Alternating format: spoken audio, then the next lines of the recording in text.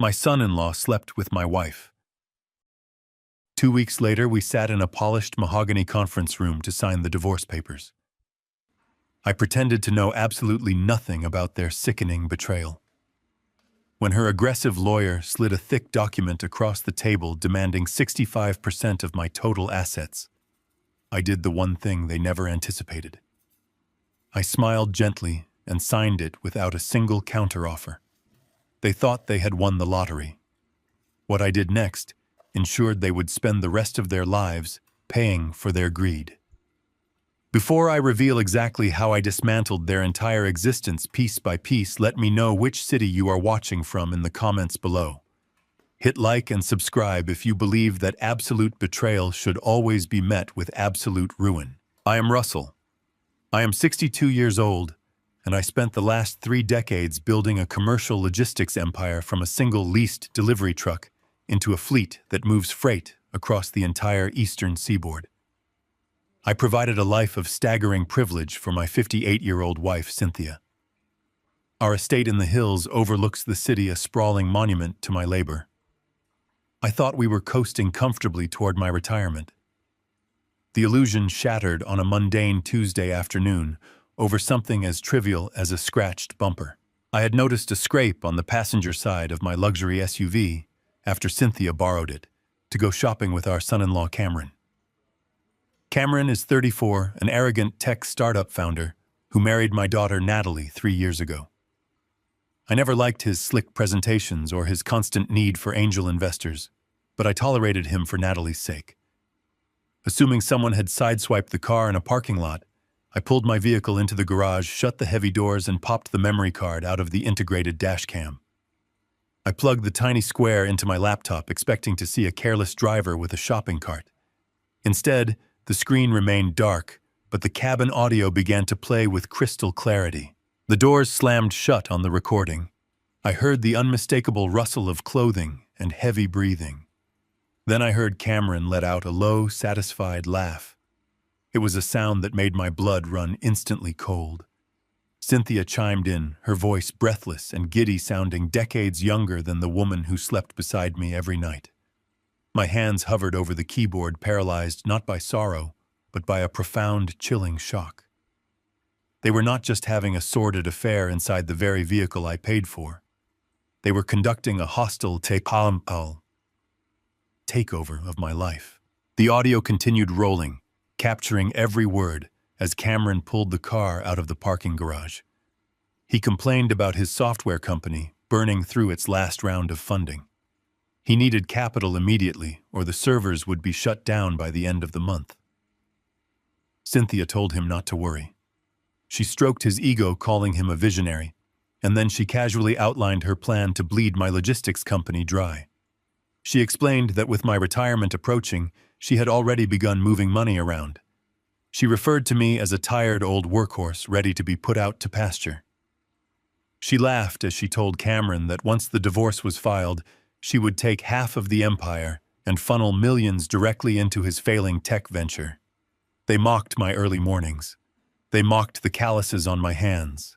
They joked about how easy it would be to blindside me because I was too busy watching shipping manifests to watch my own wife. Most men would have stormed into the house. Most men would have dragged their wife out by the wrist and demanded an explanation. They would have called their daughter, shattered her heart, and caused a massive chaotic scene. I am not most men. Tears and screaming are the weapons of the weak. I deal in freight weights, fuel costs, and cold hard logistics. The moment I heard Cynthia call me a workhorse, the love I held for her for 30 years evaporated completely. It was not replaced by rage. It was replaced by absolute, calculating clarity. The social contract was broken. She was no longer my partner. She was a liability that needed to be liquidated. I did not go inside the house. I smoothly ejected the memory card from the laptop and slipped it into my breast pocket.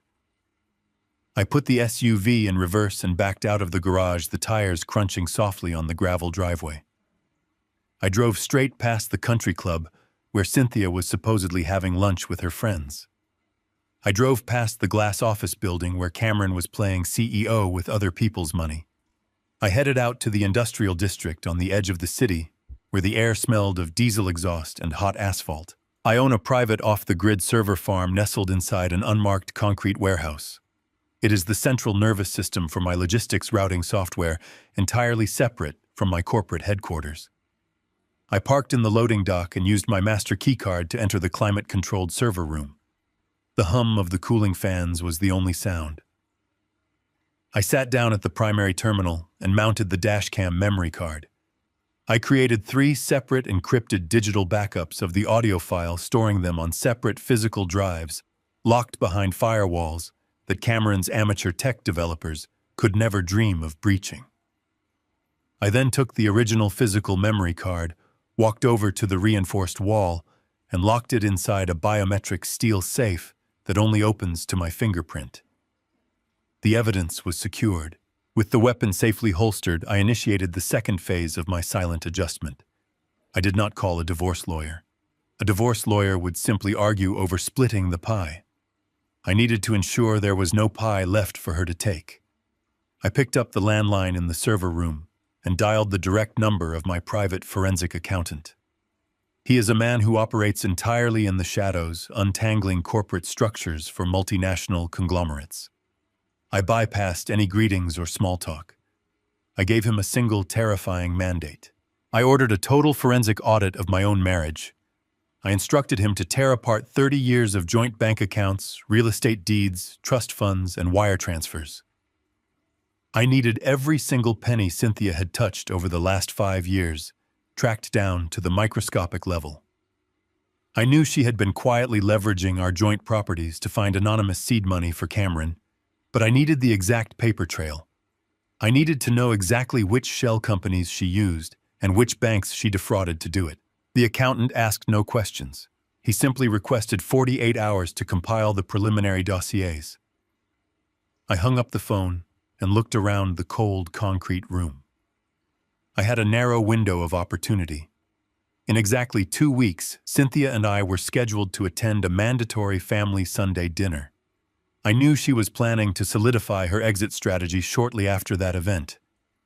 I had 14 days of feigned ignorance. 14 days to return to that sprawling house, sleep in the same bed with the woman who betrayed me, and smile over my morning coffee. I would use every single second of that time to weaponize their greed against them. I was going to legally restructure my entire logistics company into an impenetrable fortress and replace the liquid wealth she coveted with toxic corporate debt. By the time she filed the paperwork, she would not be stealing my fortune. She would be signing her own financial death warrant. I walked out of the warehouse, stepped back into the SUV, and drove home to play the perfect, clueless husband. 48 hours, exactly, after my visit to the server farm, my private line rang. My forensic accountant did not ask how I was sleeping. He simply told me to meet him at an industrial park on the south side of town. I parked my car next to his nondescript sedan and slid into the passenger seat. He handed me a manila folder thicker than a phone book. It was the complete autopsy of my marriage. I opened the file and stared at the numbers. Cynthia had not just been siphoning loose cash to buy expensive clothes or fund secret vacations. She had executed a highly sophisticated financial extraction. Over the past 18 months, she had quietly leveraged 3 of our jointly owned commercial properties. She had targeted the logistics warehouse on 9th Avenue, the corporate office park near the river, and the downtown distribution hub. She forged my signature on secondary loan applications, exploiting the blind trust of our longtime banking partners, who simply assumed she was acting on my behalf. She funneled over $2 million into a series of anonymous shell companies registered in Nevada. The accountant traced the digital footprints from those shell companies directly into the operating accounts of Cameron and his failing software startup. She was literally dismantling the bricks of my legacy to pave a runway for her young lover. My wife was not just a cheat, she was a white-collar criminal operating under my own roof. I asked the accountant what would happen if I handed this folder to a judge tomorrow morning. His answer was the exact reason I hired him instead of a traditional family lawyer. He explained that our state operates under strict community property laws. Even with irrefutable proof of her infidelity, the court would likely force a standard division of assets. Because she was clever enough to funnel the money through corporate entities rather than personal accounts, the judge would view the $2 million as a joint bad investment rather than outright theft. If I filed for divorce immediately, I would still lose exactly half of my logistics empire, half of my fleet, and half of my remaining liquid capital. Cynthia and Cameron would walk away bruised but ultimately victorious with enough of my money to live comfortably for decades, while I spent my golden years rebuilding from the ashes. I closed the manila folder. I told the accountant I refused to let them take a single dime of the empire I built with my own hands. I needed a mechanism to make my wealth completely evaporate on paper while retaining absolute control in reality. The accountant smiled for the first time. He introduced me to the concept of the Delaware Holding Trust. Delaware corporate law is a fortress designed to protect assets from marital disputes and civil litigation. We had exactly 12 days left before the mandatory family dinner. I used every single hour of that window to execute a massive invisible restructuring of my entire life. I instructed my corporate legal team to draft the incorporation documents for a new entity named Vanguard Logistics Holdings. I did not list myself as the primary beneficiary. Instead, I structured it as a blind trust completely insulated from my personal estate. I appointed a ruthless corporate law firm in Wilmington to act as the sole trustee. Over the next week, I systematically transferred the titles of my entire fleet of 300 delivery trucks, my regional distribution centers, and my primary vendor contracts into this new, impenetrable fortress. To the outside world, my company looked exactly the same. The trucks still bore my name. The employees still received their paychecks. But legally, I no longer owned any of it. I was merely a salaried manager operating an asset that belonged to an untouchable trust. Transferring the assets was only the shield. I needed a sword. If Cynthia wanted half of my estate, she was going to get exactly what she asked for. I worked with private lenders who specialized in high-risk corporate debt. I took out massive predatory loans against the remaining liquid assets in our joint marital accounts. I borrowed millions of dollars using the commercial properties she had already compromised as collateral. These were mezzanine loans with vicious interest rates and immediate clawback provisions. I took all of this newly acquired cash and legally buried it deep inside the Delaware Trust, where no divorce court could ever reach it. I replaced my actual wealth with an enormous mountain of toxic liability. I carefully anchored this new debt to the exact Nevada shell companies Cynthia had created. By the time my legal team finished the paperwork, my personal net worth on paper had plummeted from $50 million into the negative. I was creating a financial black hole. Executing this complex financial maneuver required absolute secrecy. Every evening I had to return to the sprawling estate and play the role of the tired, aging husband. I would walk through the front door, take off my coat, and greet the woman who was actively trying to destroy me. Cynthia would pour me a glass of scotch and ask about my day. She wore a look of practiced sympathy, completely unaware that she was serving drinks to her own executioner. I told her about fictitious supply chain issues and complained about union negotiations. I watched her eyes glaze over with boredom, masking her underlying anticipation of my downfall. On the 5th night of my 14-day window, Cameron actually had the audacity to stop by the house unannounced. He stood in my kitchen drinking my coffee and complaining about the stress of running a tech company. He looked me right in the eye and thanked me for being such a supportive father-in-law. I had to suppress the overwhelming urge to shatter the coffee mug across his jaw. Instead, I patted him on the shoulder and told him that hard work always pays off in the end. I watched Cynthia smile at him from across the marble island, sharing a secret knowing glance. The days bled together in a blur of forged smiles and relentless legal maneuvering. I stopped sleeping entirely. I spent my nights in my home office reviewing the trust documents by the light of my desk lamp, while Cynthia slept soundly down the hall. I memorized every clause, every penalty, and every loophole my lawyers had crafted. I was weaving a financial noose so complex that by the time Cynthia realized it was around her neck, It would be far too late to stop the drop. On the 10th day, my accountant confirmed the final wire transfers had cleared. The Delaware Trust was fully operational and completely sealed. The marital estate was now nothing more than a hollowed-out shell packed with explosive debt. I looked at the joint bank statements that arrived in the mail that afternoon. They showed a healthy balance of liquid cash completely hiding the predatory liens I had secretly attached to them. Everything was perfectly staged to look exactly as she expected it to look. By the morning of the 14th day, the trap was fully set. I stood in my bedroom adjusting my tie in the mirror. Downstairs, the caterers were arriving to prepare for the mandatory family Sunday dinner. I could hear Cynthia giving orders to the staff, her voice sharp and authoritative.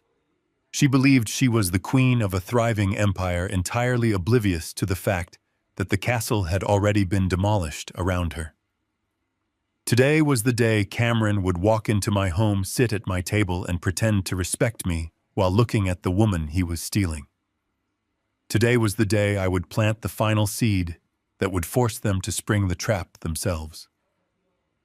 I walked down the grand staircase feeling lighter than I had in years. The grief was gone. The shock was gone. Only the cold anticipation of the slaughter remained. I was ready to hand them the shovel and watch them dig their own graves.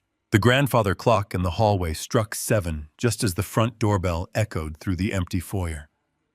It was Sunday evening. The mandatory family dinner was a long-standing tradition that my daughter Natalie cherished above all else. I stood alone in the formal dining room inspecting the massive mahogany table. The silver cutlery gleamed perfectly under the light of the crystal chandelier. It looked like a beautiful setting for a family celebration, but I had intentionally designed it to be a psychological slaughterhouse. I heard the heavy oak front door open and the sound of the bright voice of my daughter greeting her mother in the hallway. A moment later, Cameron strolled casually into the room. He walked with the unearned, arrogant confidence of a man who firmly believed he had outsmarted a titan. He wore a ridiculously expensive designer linen shirt that was paid for indirectly by my decades of grueling labor. He bypassed me completely without a word and walked straight to the antique crystal decanter resting on the side table. He poured himself a generous measure of my absolute rarest single malt scotch. He did not ask for my permission to drink it. He simply raised the heavy glass in my direction and offered a smug, condescending nod. I returned a perfectly polite, warm smile. My internal heart rate did not elevate a single fraction of a beat. I took my designated seat at the head of the table, quietly observing the arrogant insects that had infested my home. Natalie sat to my right, radiating pure, innocent joy. She was completely oblivious to the rotting structural foundation of her marriage and her entire family. Cynthia took her customary seat to my left, playing the practiced role of the devoted, wealthy matriarch. Cameron sat directly across the table from Cynthia, right next to his smiling wife. The private chef brought out the first course of the evening, but my appetite was entirely focused on the mechanics of the hunt. I watched the subtle, disgusting dynamics of the room play out in real time. The polished mahogany surface of the dining table was highly reflective. As I leaned forward to reach for my water glass, I noticed a slight, unnatural shift in the posture of Cameron. His left shoulder dipped just a fraction of an inch downward. Through the dark reflection on the polished wood and the subtle, rigid movement of the heavy fabric tablecloth, I knew exactly what he was doing. He had his foot fully stretched across the hidden space beneath the table, firmly pressing against the knee of my wife. He was actively and brazenly caressing his mother-in-law, while his own wife sat mere inches away, asking him innocent questions about his weekend golf game. Cynthia did not flinch or pull away. She took a delicate, elegant bite of her expensive salad and offered him a tight, suppressed, secret smile. The sheer brazen audacity of the act would have emotionally broken a lesser man. For me, it only perfectly validated my aggressive strategy. They felt completely invincible. They genuinely believed I was a blind, aging fool, surrounded by a mountain of wealth, completely unaware that the wolves were already feasting inside the fence. I let them enjoy their sickening secret thrill. It made the meat of the impending trap that much sweeter to serve. As the main course was finally cleared from the table, I decided it was the exact moment to drop the guillotine. I tapped my heavy silver knife gently against my crystal wine glass. The sharp, clear, ringing sound brought the entire table to an immediate, confused silence. Natalie looked at me with eager, bright anticipation. Cameron leaned back lazily in his chair, swirling the stolen, expensive scotch in his glass. Cynthia placed her linen napkin carefully on her lap, looking mildly annoyed by the sudden interruption of her silent flirtation. I took a slow, deliberate breath and projected a masterfully crafted tone of deep, weary relief. I announced to the table that after 30 long years of relentless corporate stress, I had finally made a definitive structural decision about my future. I looked directly into the eyes of Cynthia and told her that she was absolutely right all along. I told her that I had been working far too hard for far too long, and that it was finally time for us to stop building and start enjoying the massive fruits of my labor. The room remained completely dead silent. I let the heavy suspense hang in the air for exactly 3 calculated seconds before delivering the fatal, fabricated lie. I stated that effective at the very end of the month, I was stepping down from the logistics board entirely. I explained with great enthusiasm that I was officially liquidating my entire controlling stake in the logistics empire and converting every single corporate share into a massive, completely unprotected mutual fund. I painted a highly vivid picture of a joint marital bank account overflowing with tens of millions of dollars in highly liquid cash ready to be spent immediately on luxury international vacations and an extravagant early retirement. The involuntary physiological reaction from across the table was instantaneous and absolutely glorious to witness in person. The hand of Cameron stopped moving completely. The amber scotch inside his glass went dead still. His pupils dilated rapidly as the sheer staggering magnitude of the imaginary liquid cash washed over his greedy, desperate mind. He looked directly at Cynthia, and for a fraction of a second, his carefully constructed mask slipped off completely. His eyes screamed with raw, desperate hunger. I could practically see the gears turning in his head, calculating exactly how many millions he could easily siphon from that unprotected mutual fund to save his rapidly dying software company. Cynthia was far more practiced in her daily deception, but even she could not completely hide her physical shock. She blinked rapidly, trying to process the massive influx of new financial information. I knew exactly what was running through her treacherous, calculating head. Her entire long-term strategy had been built on slowly and quietly bleeding my commercial real estate over a period of years. Now I had just casually announced that the entire corporate vault was about to be unlocked and poured directly onto the living room floor. But there was a massive catch that I knew her greedy mind would instantly recognize. If I put all that money into a liquid mutual fund and actually started spending it on the extravagant retirement lifestyle I was currently describing, the pile of gold would immediately begin to shrink. She could not possibly allow that to happen.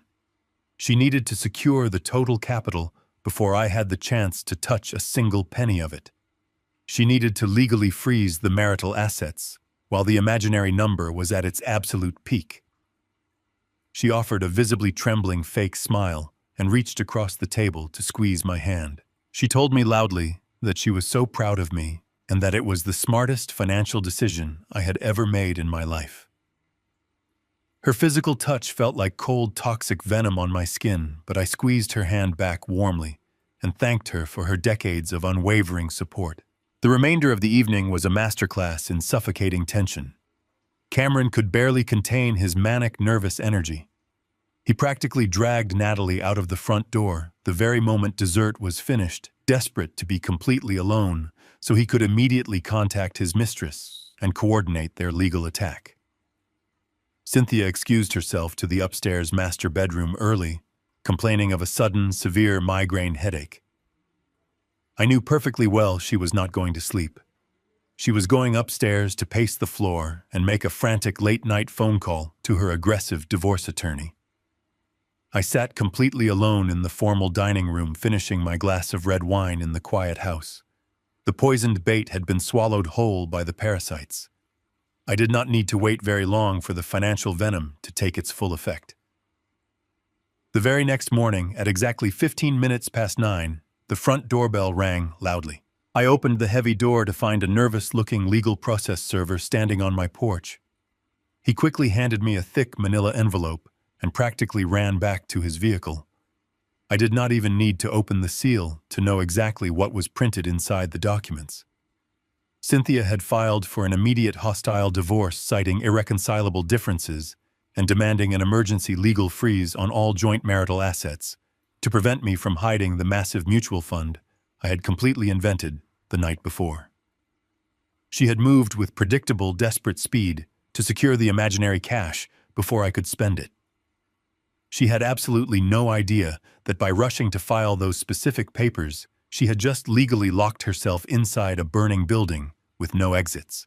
The air conditioning in the downtown high-rise was set to freezing, but I felt perfectly comfortable in my tailored charcoal suit. My corporate attorney walked silently beside me, carrying a single thin leather briefcase.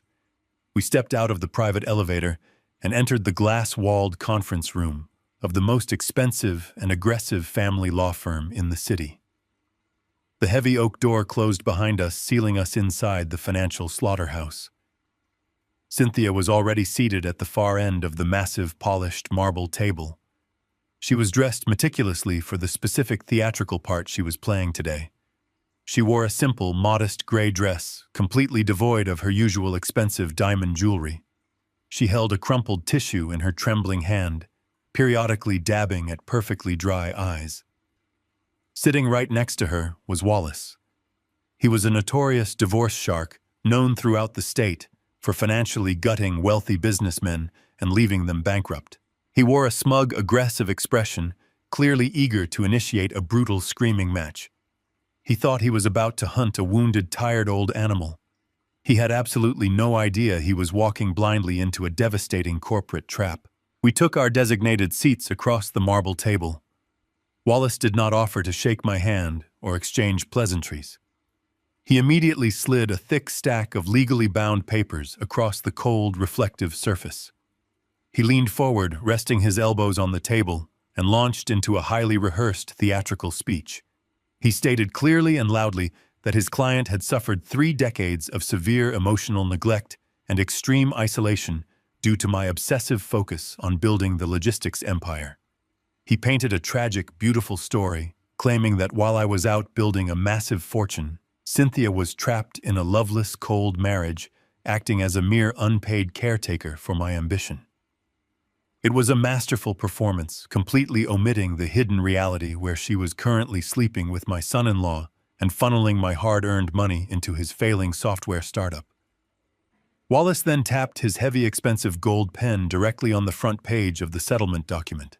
He declared that in light of my recent verbal commitment to liquidate my corporate shares into a massive, unprotected mutual fund, Cynthia was legally demanding exactly 65% of the total marital estate.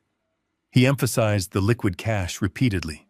He wanted 65% of the tens of millions of dollars I had completely fabricated at the Sunday dinner. Cynthia looked down at the table, continuing to play the terrified, intimidated wife.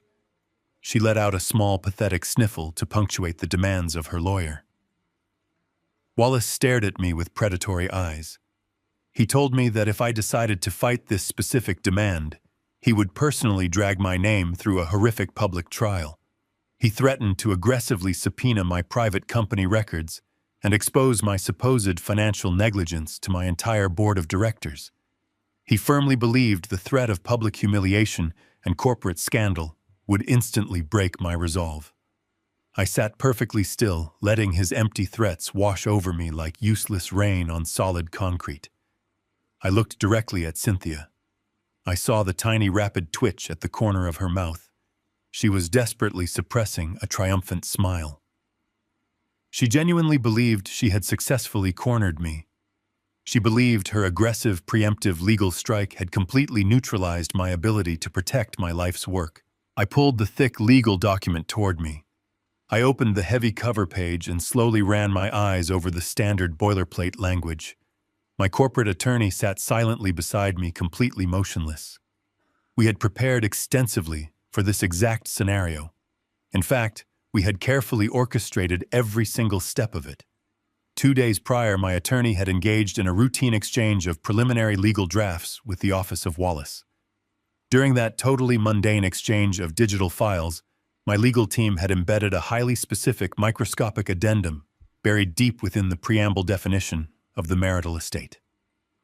It was written in dense, impenetrable corporate legalese deliberately designed to make aggressive family divorce lawyers skip right over it in their eager rush to get to the financial numbers. The clause simply redefined the marital estate to explicitly include all current undisclosed liabilities and mezzanine debt anchored to any corporate entity affiliated with the primary marital residence. I reached into my suit jacket pocket and pulled out my favorite silver fountain pen. I did not ask a single question. I did not raise a single objection to the outrageous demands. I did not attempt to negotiate the staggering 65% figure down to a more reasonable number. I simply uncapped the pen and pressed the sharp nib against the heavy paper. The scratching sound of my rapid signature echoed loudly in the totally silent room. I signed the first page without hesitation. I flipped to the financial distribution agreement and signed the second page. I turned to the final binding legal resolution and signed my name for the third time. I capped the pen, placed it calmly back into my pocket, and slid the fully signed documents directly back across the marble table to Wallace. The resulting reaction was absolute stunned silence.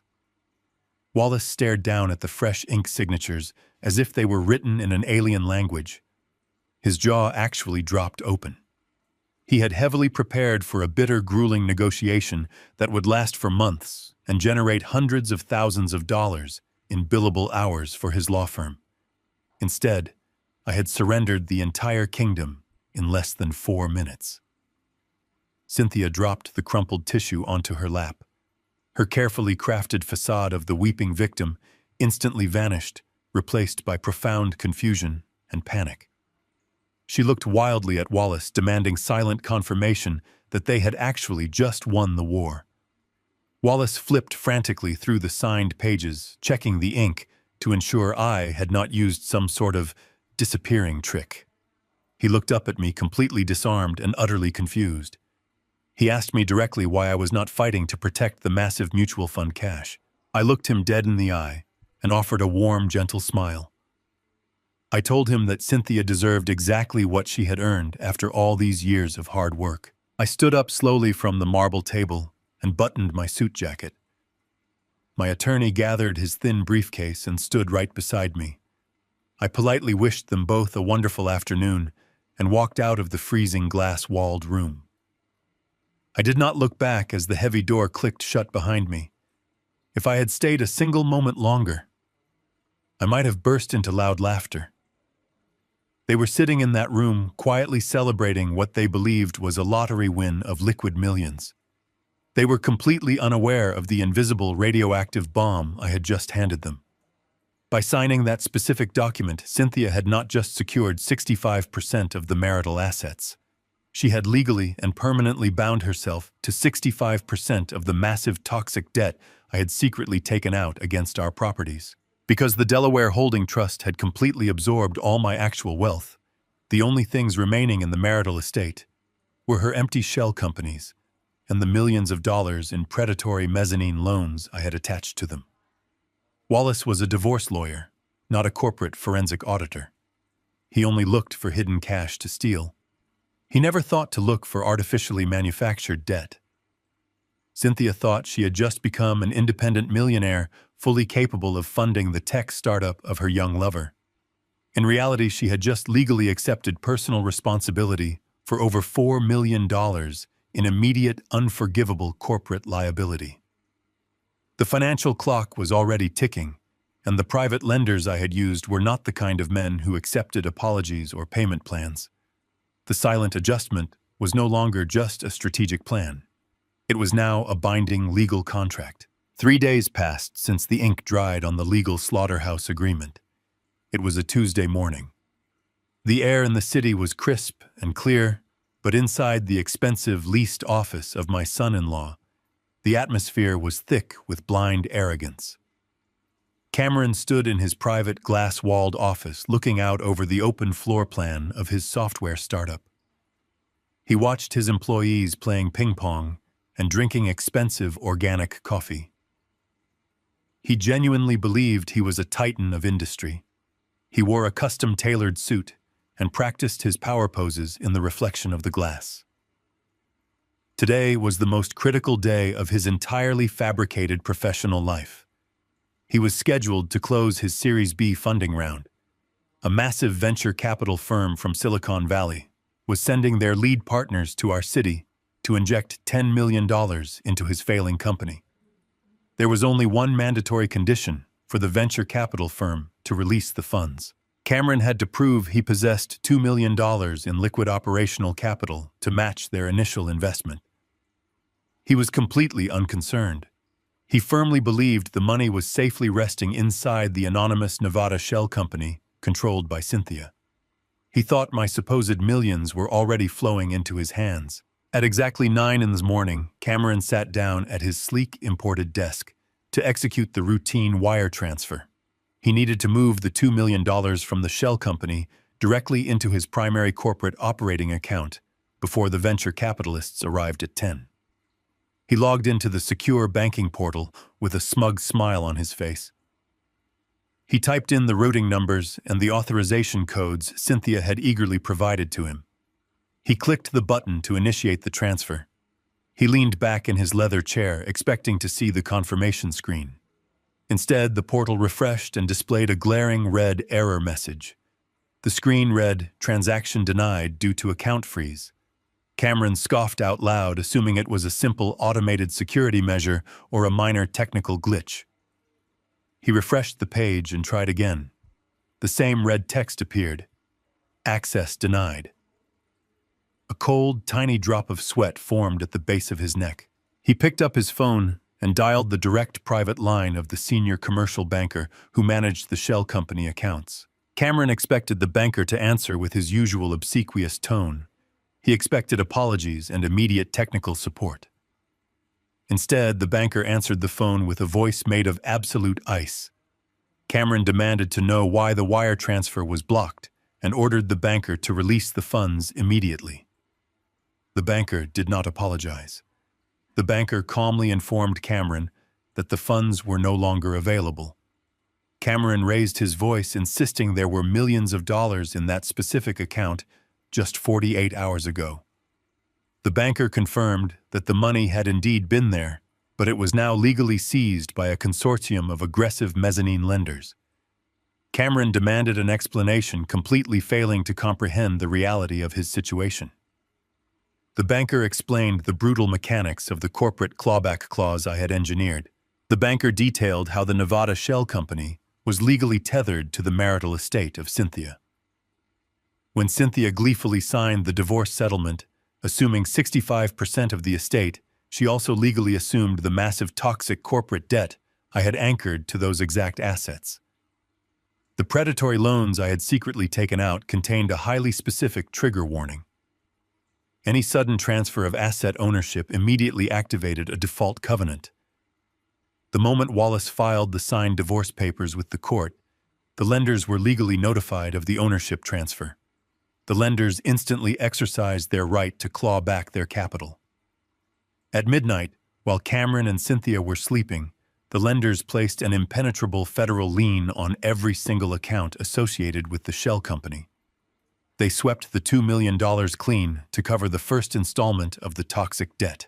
The banker finished the explanation by informing Cameron that not only was the account completely empty, but the shell company was now hundreds of thousands of dollars overdrawn in penalty fees. The banker abruptly ended the call. Cameron sat frozen in his leather chair, holding the dead phone against his ear.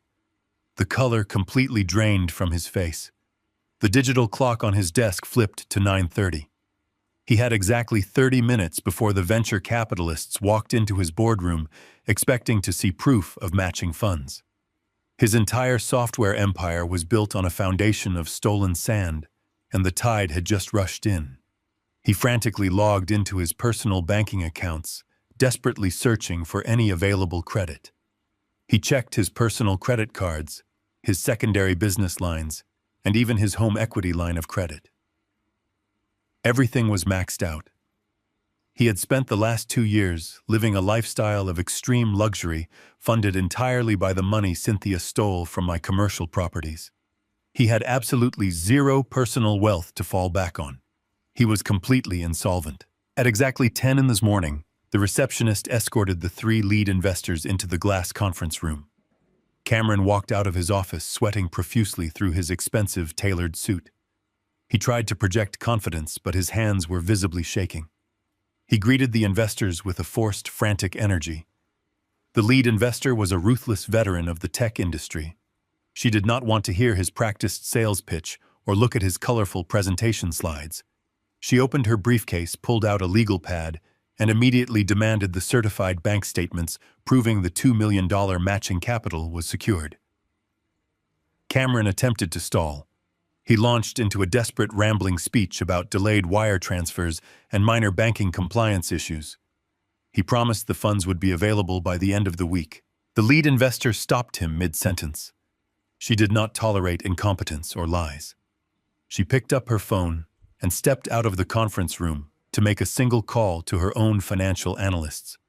It took her team exactly 4 minutes to run a background check on the Nevada shell company Cameron had listed as his primary guarantor.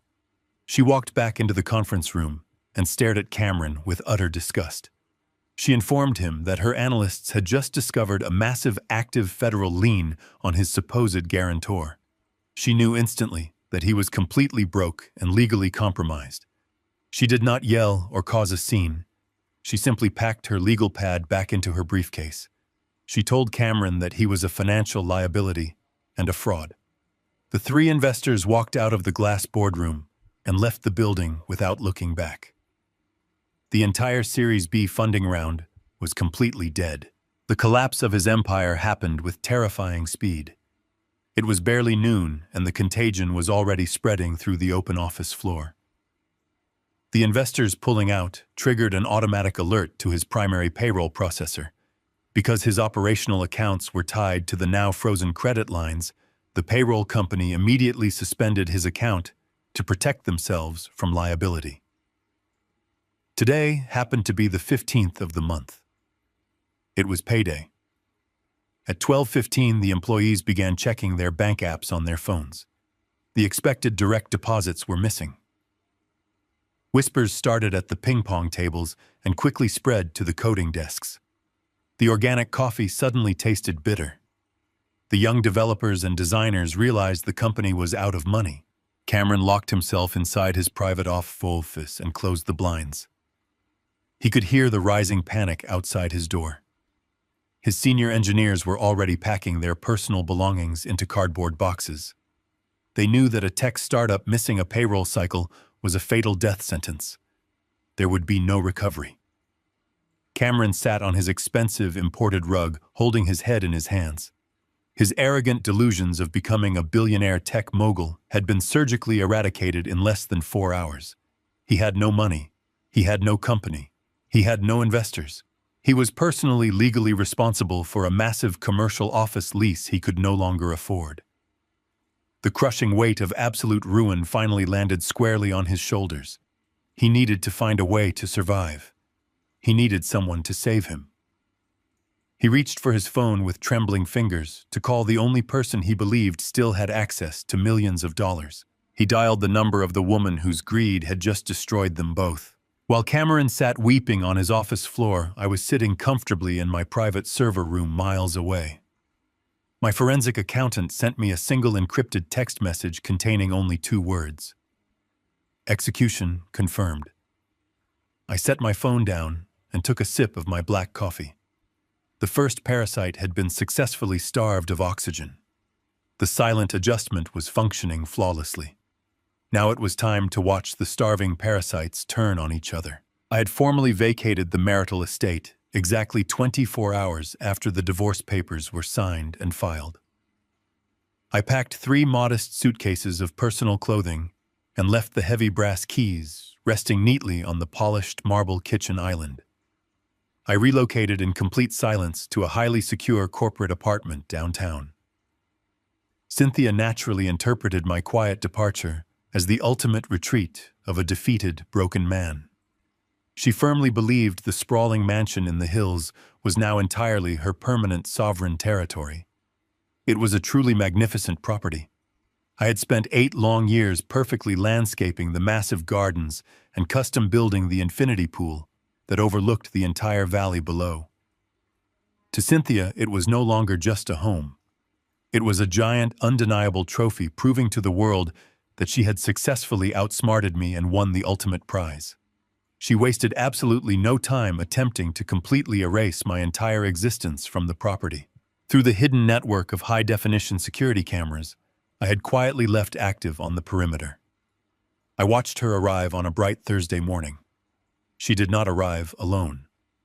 She pulled up the long, sweeping gravel driveway in her luxury sedan, followed closely by 3 large commercial vans belonging to the most expensive residential architecture and design firm in the entire city. She was wearing a pristine white designer suit, holding a thick leather portfolio packed with ambitious renovation plans. She fully intended to completely gut the entire first floor, tearing down the load-bearing walls I had built to create a massive open-concept entertainment space for her and her young lover, Cameron. She stepped out of her car with the highly arrogant posture of a victorious queen, ready to survey her newly conquered kingdom. The lead architect eagerly stepped out of his van, holding heavy books of color swatches and digital measuring lasers, completely ready to indulge her every expensive whim. They walked confidently up the wide brick pathway toward the massive double oak front doors. Cynthia reached into her designer handbag to retrieve the heavy brass keys I had left for her. As she approached the top of the grand sweeping staircase, her confident stride suddenly faltered and stopped completely. She stared at the front entrance in total, utter disbelief. A heavy industrial steel chain was wrapped tightly around the custom brass handles, secured by a massive solid titanium padlock. Taped directly to the beautiful polished wood of the door was a glaring bright orange legal notice printed on heavy waterproof cardstock. The expensive architects and contractors stopped right behind her, whispering to each other in confused, hushed tones. Cynthia immediately turned bright red with furious indignation. I am certain she instantly assumed I was playing a petty, childish game, trying to illegally lock her out of her own newly won property out of sheer bitter jealousy. She turned around, ready to scream at the contractors, to fetch heavy bolt cutters from their vans. But before she could even open her mouth to speak, a man stepped out from the deep shade of the large oak tree near the garage. He was not a private security guard, and he was certainly not one of my corporate employees.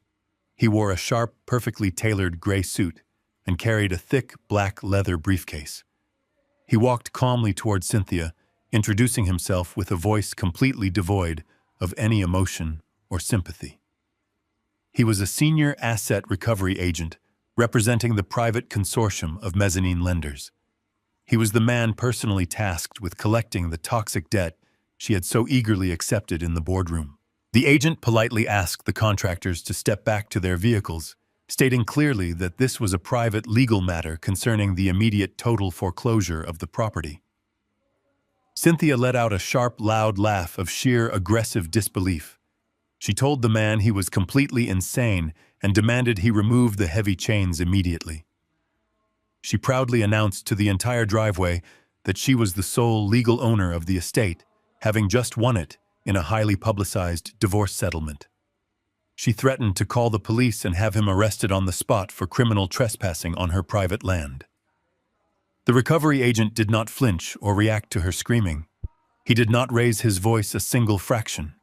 He simply opened his briefcase and pulled out a certified copy of the exact same divorce settlement she had signed just a few days prior. He politely pointed his finger directly to the microscopic legal addendum buried deep within the preamble. He then pulled out the master property deed to the estate. He explained the brutal financial reality of her current situation with absolute surgical precision. He told her that prior to the divorce, the entire mansion had been heavily leveraged as direct collateral to secure massive commercial loans for her anonymous Nevada shell companies.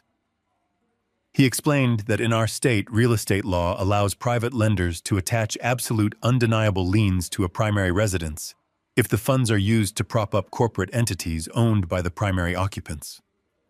When she happily signed the divorce papers claiming 65% of all assets and liabilities, she legally transferred the title of the house entirely into her own name. That specific legal transfer of ownership immediately triggered a severe default covenant written into the commercial loan agreement. The agent continued his cold, relentless explanation while the contractors watched silently from a safe distance. He informed Cynthia that because her shell companies were already completely overdrawn and fully insolvent, the lenders were legally exercising their immediate right to seize the physical collateral to cover the outstanding millions. The bright orange paper taped to the door was not a friendly warning or a request for a meeting.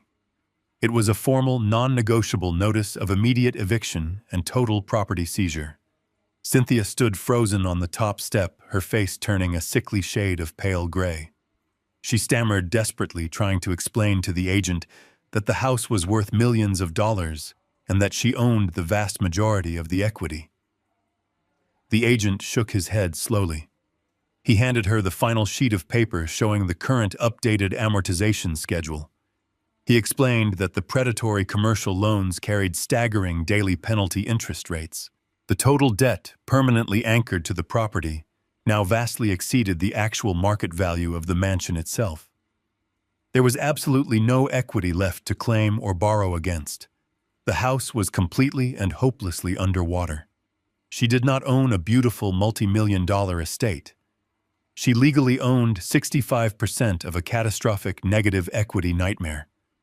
The agent advised her that the bank would be putting the house up for public auction by the very end of the month, and she would remain personally liable for the massive financial difference between the final auction sale price and the total toxic debt. He then politely but firmly asked her to vacate the bank-owned premises immediately, or he would be legally forced to call the local authorities to have her physically escorted off the grounds for criminal trespassing. I watched the entire devastating scene unfold through the high-definition lenses of the security cameras safely sitting behind my desk in my downtown office. I watched the profound, arrogant confidence completely drain out of her body, leaving behind nothing but pure, terrified panic. The expensive architect, quickly realizing there was absolutely no money to be made and no house left to renovate, subtly signaled his work crew. They climbed back into their large commercial vans and quietly reversed down the long driveway, abandoning her entirely on the front steps. Cynthia was left standing completely alone in the bright morning sunlight, gripping her utterly useless leather portfolio of expensive renovation plans. She stared blankly at the heavy steel chains, locking her permanently out of the castle she had burned her entire life to the ground to steal. She reached out with a shaking hand and touched the bright orange eviction notice, as if simply touching it would somehow make it disappear. Her legs finally gave out under the crushing, suffocating weight of the reality, and she slowly sank down, sitting heavily on the bottom step of the grand entrance. She was no longer a wealthy, independent socialite preparing for a life of luxury. She was a homeless woman rapidly drowning in millions of dollars of inescapable, aggressive corporate debt.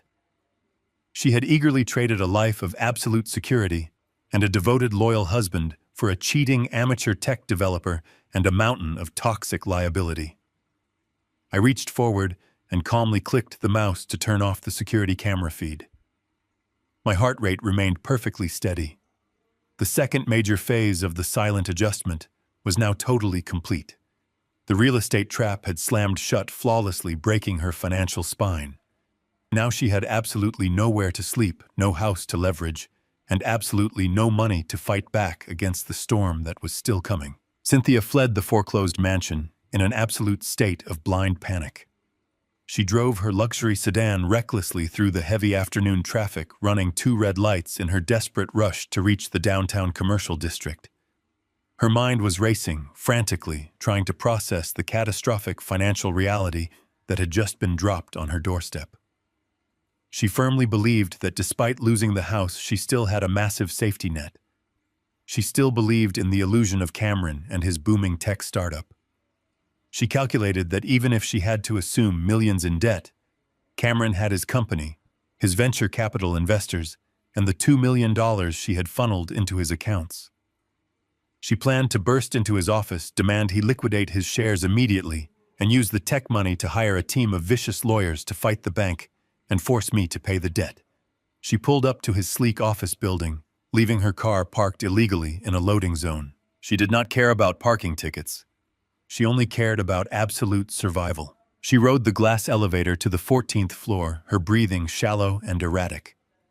When the polished metal doors slid open, she expected to step into a bustling hub of young developers typing furiously on computers and drinking expensive coffee. Instead, she stepped into a completely silent graveyard. The entire open floor plan was deserted. Half-eaten lunches were left rotting on the desks. Desk drawers were pulled open and completely emptied. The ping-pong tables were pushed aside and the expensive espresso machines were turned off. The silent, empty room echoed with her high heels as she walked toward the only occupied space left on the entire floor. Cameron was sitting inside his private glass-walled office, staring blankly at the wall. Cynthia pushed the heavy glass door open and marched inside. Her face streaked with ruined makeup. She did not offer him a warm, romantic greeting. She did not ask him how his critical investor meeting went. She immediately launched into a frantic, demanding tirade. She paced back and forth across his imported rug, shouting that the bank had just locked her out of her own home.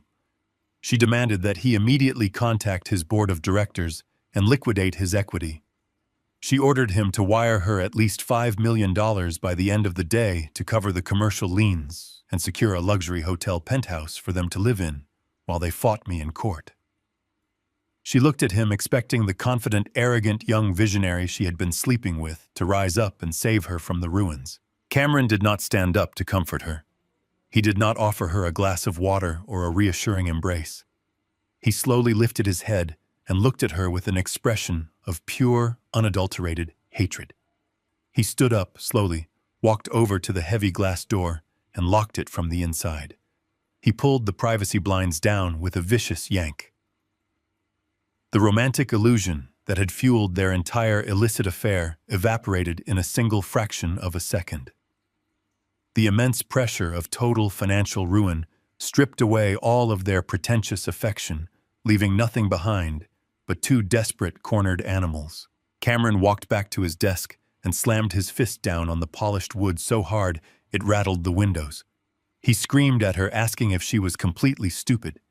He demanded to know how he could possibly sign a binding legal divorce settlement without having a competent financial auditor read the microscopic print. Cynthia recoiled in shock, completely unprepared for his sudden, brutal aggression. She defended herself, yelling that she was only trying to secure the massive mutual fund, cash before I could spend it.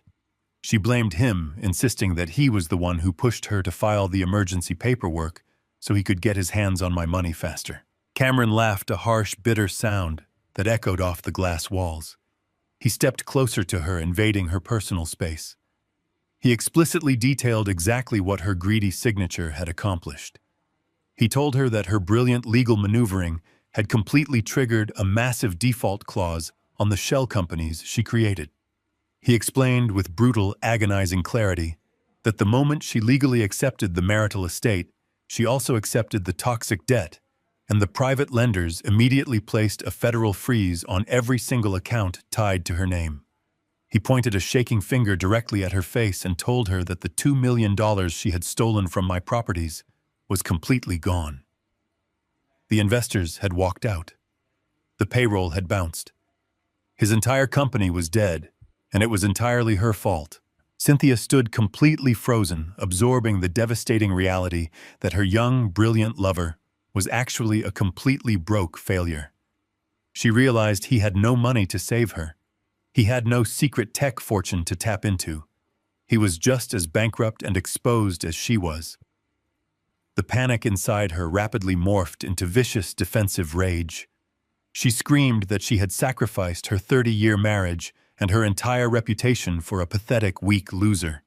She insulted his intelligence, his business acumen, and his manhood. She told him he was nothing more than a cheap parasite who only got as far as he did because he was feeding off the scraps of my massive logistics empire. The verbal assault pushed Cameron entirely over the edge. His fragile, arrogant ego completely shattered under the weight of her vicious insults. He lunged forward and grabbed her by the shoulders, violently shaking her. Cynthia screamed and slapped him hard across the face, her diamond rings cutting into his cheek. Cameron reacted with blind, explosive fury. He shoved her backward with all of his physical strength. Cynthia lost her balance, her high heels catching on the thick imported rug. She fell hard backward, crashing directly into a heavy glass coffee table. The glass shattered underneath her, and she collapsed onto the floor, crying out in pain and complete despair. Cameron stood over her, breathing heavily, making absolutely no attempt to help her up. The fracture was total and absolute. They were completely destroyed. They believed they were completely alone in that locked office, screaming at each other in the privacy of their own ruin. They were completely wrong.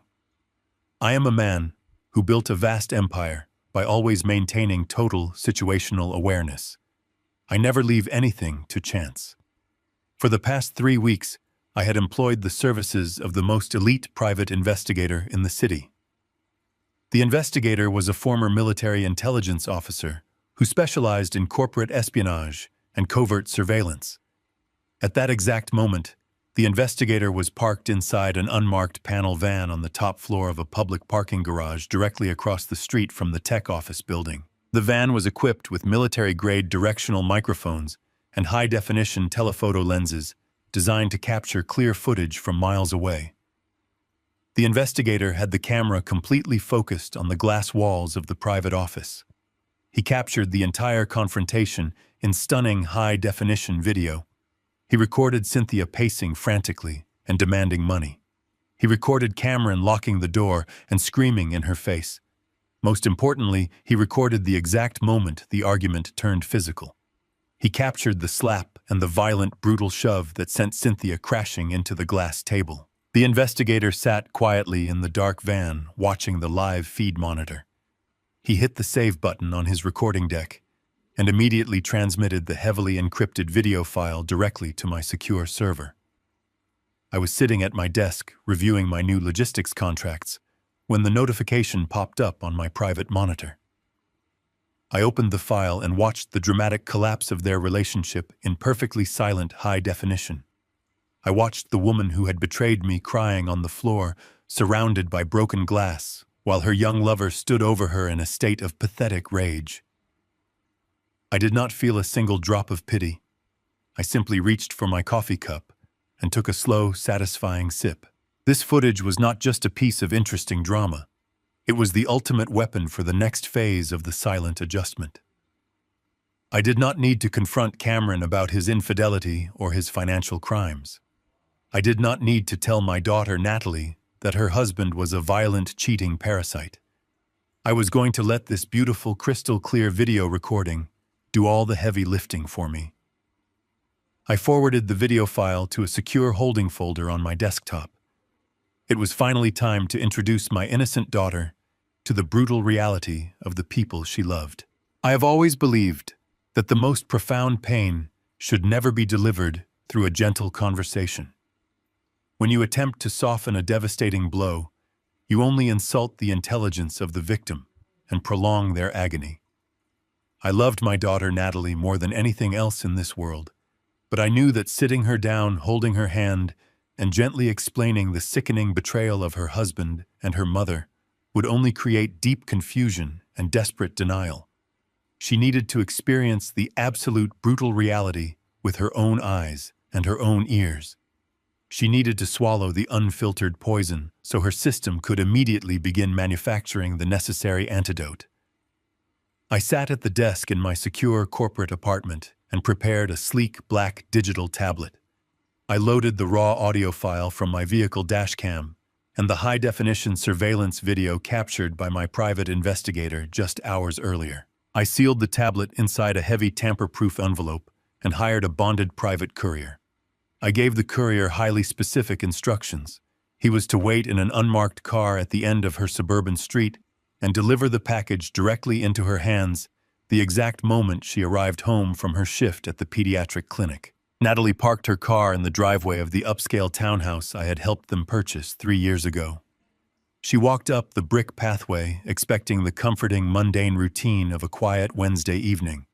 She expected to cook dinner and ask her husband about his important investor meetings. Instead, she pushed open the front door and stepped into a scene of absolute manic chaos. Expensive designer clothes were violently scattered across the hardwood floors of the hallway.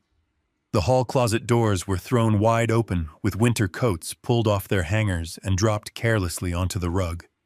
She walked cautiously toward the master bedroom and found Cameron in a state of complete psychological collapse. He was aggressively shoving custom-tailored suits and expensive watches into 2 large leather suitcases. He was sweating profusely, his hair disheveled, and he was breathing in rapid, shallow gasps. He did not even stop to greet his wife when she entered the room. He simply began frantically rambling about frozen bank accounts, collapsed funding rounds, and federal agents preparing international extradition warrants. He was absolutely terrified that the massive commercial fraud he had committed with her mother was about to trigger an immediate federal indictment, and he was preparing to flee the country. Natalie stood in the doorway, completely confused and deeply alarmed, trying desperately to calm the frantic, paranoid man she thought she knew. Before she could even begin to untangle his manic, senseless ramblings, the front doorbell rang with a sharp, piercing chime. Cameron actually jumped at the sudden sound, completely terrified that the authorities had already arrived to arrest him. He dropped his expensive clothes and backed away from the window. Natalie told him to stay in the bedroom and walked slowly back down the hallway to the front entrance. She opened the heavy oak door and found the private courier standing on the porch, holding the thick, black envelope. He asked for her signature, verified her identity, and handed her the package before turning and walking quickly back to his idling vehicle. Natalie closed the door and looked down at the envelope. It bore no return address, but it had a small white adhesive label with my personal corporate seal pressed into the corner. She knew immediately it was from me. She walked into the quiet kitchen, stepping away from the frantic noise of her packing husband. She tore open the heavy paper and pulled out the digital tablet. The screen instantly illuminated, displaying a single line of text I had typed specifically for her. The text simply read, "Do not look away from the truth." Directly below the text were 2 large digital media files waiting to be opened. Natalie pressed her trembling finger against the first file. It was the raw audio recording from my vehicle. The kitchen was completely silent as the incredibly clear voices of her husband and her mother suddenly filled the room. She heard the sickening, unmistakable sound of their illicit physical intimacy. She heard her mother laugh, that breathless, giddy tone that sounded decades younger than her actual age. She heard Cameron speaking with that smug, arrogant voice she had always defended, mocking my intelligence, and discussing the highly specific financial strategies they were going to use to gut my life savings. She stood completely frozen, leaning heavily against the cold marble kitchen counter. Her initial reaction was exactly what I had anticipated. The sheer, staggering magnitude of the double betrayal hit her like a physical strike to the chest. Hot tears immediately welled up in her eyes, and her breathing became ragged, as the 2 people she trusted most in the entire world casually discussed destroying her family for their own greedy amusement. The heartbreak was pure and suffocating, but the audio was only the first half of her brutal education. She wiped her wet cheeks, took a deep, shuddering breath, and bravely pressed her finger against the second file on the bright screen. The high-definition surveillance video began to play. She watched the completely silent footage of Cameron and her mother inside the glass-walled tech office captured just a few hours prior. She watched the manic pacing and the aggressive, angry shouting through the glass. She saw the total evaporation of their fake romantic illusion, replaced entirely by the vicious, ugly desperation of two cornered thieves turning on each other like starving animals. Then she watched the exact moment Cameron completely lost control of his temper. She saw the man she slept next to every single night raise his hands and violently shove her own mother backward into the heavy glass coffee table. She watched the thick glass shatter into jagged pieces and saw her mother collapse onto the floor in obvious physical agony. She saw Cameron stand right over her injured mother, offering absolutely no help, no comfort, and no remorse. He just stared at the broken woman on the floor with pure hatred. The video ended, and the screen faded to completely black.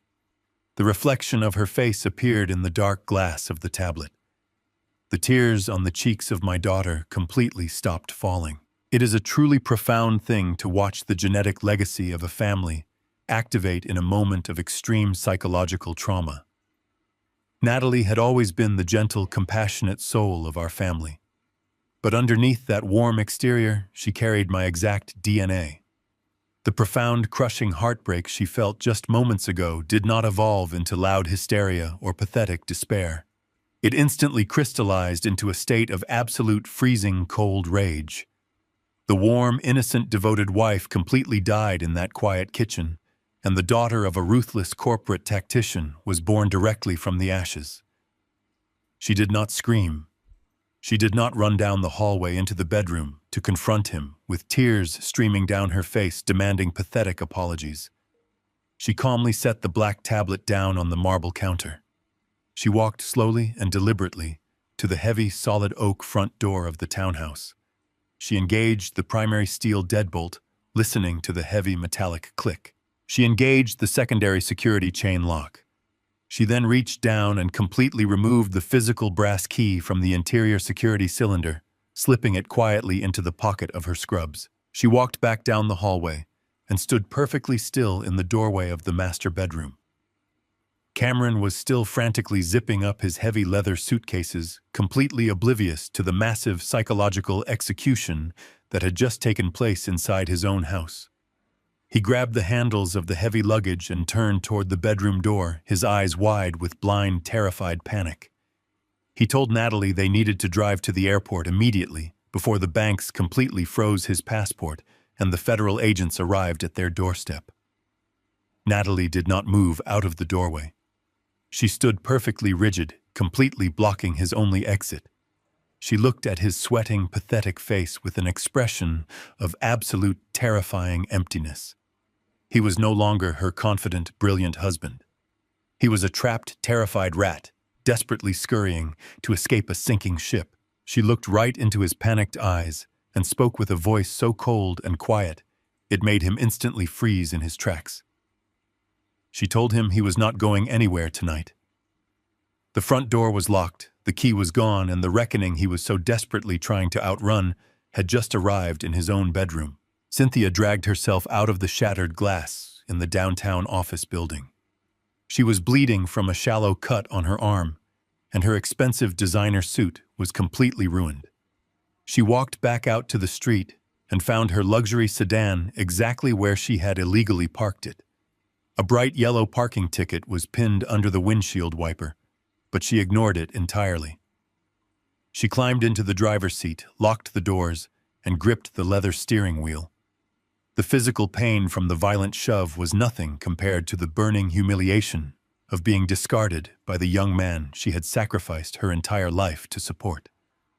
Her panic was slowly transforming into a desperate, venomous need for retaliation. She still fundamentally misunderstood the man she had been married to for 30 years. She actually believed that my financial restructuring was a clumsy act of illegal fraud that a sharp attorney could easily pierce. She reached for her phone with trembling fingers and dialed the direct private cell phone number of Wallace. Wallace was the aggressive divorce shark who had sat across the marble table and demanded 65% of my estate. Cynthia viewed him as her personal legal gladiator. She fully expected him to answer the phone with his usual smug confidence and immediately begin drafting emergency injunctions to reverse the foreclosure on the mansion.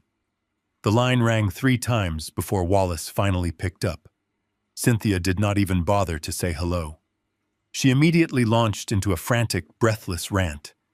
She told him about the federal liens, the frozen shell company accounts, and the bank agent chaining the doors of her home. She practically screamed into the receiver, demanding that Wallace immediately file a massive multi-million-dollar lawsuit against me for gross financial fraud and intentional misrepresentation of marital assets. She ordered him to drag me in front of a federal judge and force me to liquidate my logistics company to pay off the toxic debt. She finished her desperate screaming and waited for Wallace to formulate his aggressive legal attack. The silence on the other end of the line was absolute. When Wallace finally spoke, his voice was completely unrecognizable to her. The smug, aggressive tone was entirely gone. He sounded extremely tense, cold, and completely detached. He did not offer her a single word of comfort. He did not agree to file a single piece of paper on her behalf. He simply interrupted her frantic breathing and stated clearly that he could no longer represent her in any legal capacity whatsoever. Cynthia was totally stunned. She demanded to know what he was talking about, reminding him that she was his primary client and that he had just won her a massive settlement. Wallace corrected her immediately. He explained that their professional relationship, officially and legally, concluded the exact moment the divorce settlement was signed and filed with the state court. Cynthia began to hyperventilate. She pleaded with him to take her on as a new client for the impending civil litigation. Wallace let out a heavy sigh and explained the brutal legal reality I had engineered while she was busy playing house with her young lover. He told her that exactly 24 hours after the divorce was finalized, his prestigious law firm received a highly lucrative inquiry from a major corporate entity based in Delaware. That entity was Vanguard Logistics Holdings. The trust had approached the senior partners of his firm, seeking exclusive legal representation for an upcoming series of highly complex commercial acquisitions. The trust had offered a staggering upfront retainer fee of $500,000 just to secure their consultation services for the next 12 months. The senior partners eagerly accepted the massive payment and signed the binding retainer agreements immediately. Wallace spoke slowly to ensure Cynthia understood the absolute finality of the situation. He explained that because Vanguard Logistics Holdings was the exact same corporate entity that now held the debt associated with her shell companies, his law firm was now bound by a strict and undeniable conflict of interest. The American legal rules are absolutely clear on this matter. A lawyer cannot possibly represent a client in a lawsuit against a corporation that is currently paying their own firm a massive retainer for legal counsel. Wallace told her that if he even offered her a single word of legal advice regarding her current bankruptcy crisis, he would be immediately disbarred, and his entire firm would be exposed to catastrophic civil liability. He bluntly stated that she was now legally radioactive. He ordered her never to call his private number again, and he abruptly hung up the phone. Cynthia sat in her parked car, listening to the dead tone of the disconnected call. The reality of my strategic isolation campaign was beginning to crush her chest. But I had not stopped with Wallace. A man does not build a massive corporate empire by leaving the back door unlocked. I knew that Cynthia possessed the social connections to reach out to other elite lawyers in the city. She had spent decades attending expensive country club charity dinners, shaking hands with the most powerful litigators in the state. I could not allow her to secure competent representation. In the weeks leading up to the final divorce, I had systematically mobilized my corporate legal team. We had identified the top 15 most aggressive high-net-worth litigation firms within a 200-mile radius. My team approached every single one of those elite firms under the guise of the Vanguard Logistics Trust. We offered each firm a modest but highly attractive preliminary consultation retainer of $50,000 to review potential future shipping contracts. It cost me roughly $750,000 in total liquid cash to execute this maneuver. It was the best investment I had ever made in my entire life. Every single one of those elite law firms happily accepted the easy money and signed the standard conflict of interest waivers. I had essentially bought the absolute silence of the entire high-end legal community. Cynthia frantically spent the next 3 hours sitting in her hot car, dialing every single powerful lawyer she knew. She called the men she used to play tennis with. She called the women she used to host at our dinner parties. Every single phone call ended exactly the same way. The receptionists would take her name, run a quick conflict check in their computer systems, and immediately return to the line to politely inform her that their firm was legally barred from taking her case. No one would even schedule a preliminary meeting with her. She was completely and utterly blacklisted from every top-tier firm in the city. The invisible walls of the prison I had built for her were finally closing in tight. She had absolutely no money to her name. Her accounts were frozen. Her house was gone. Her lover had violently abandoned her.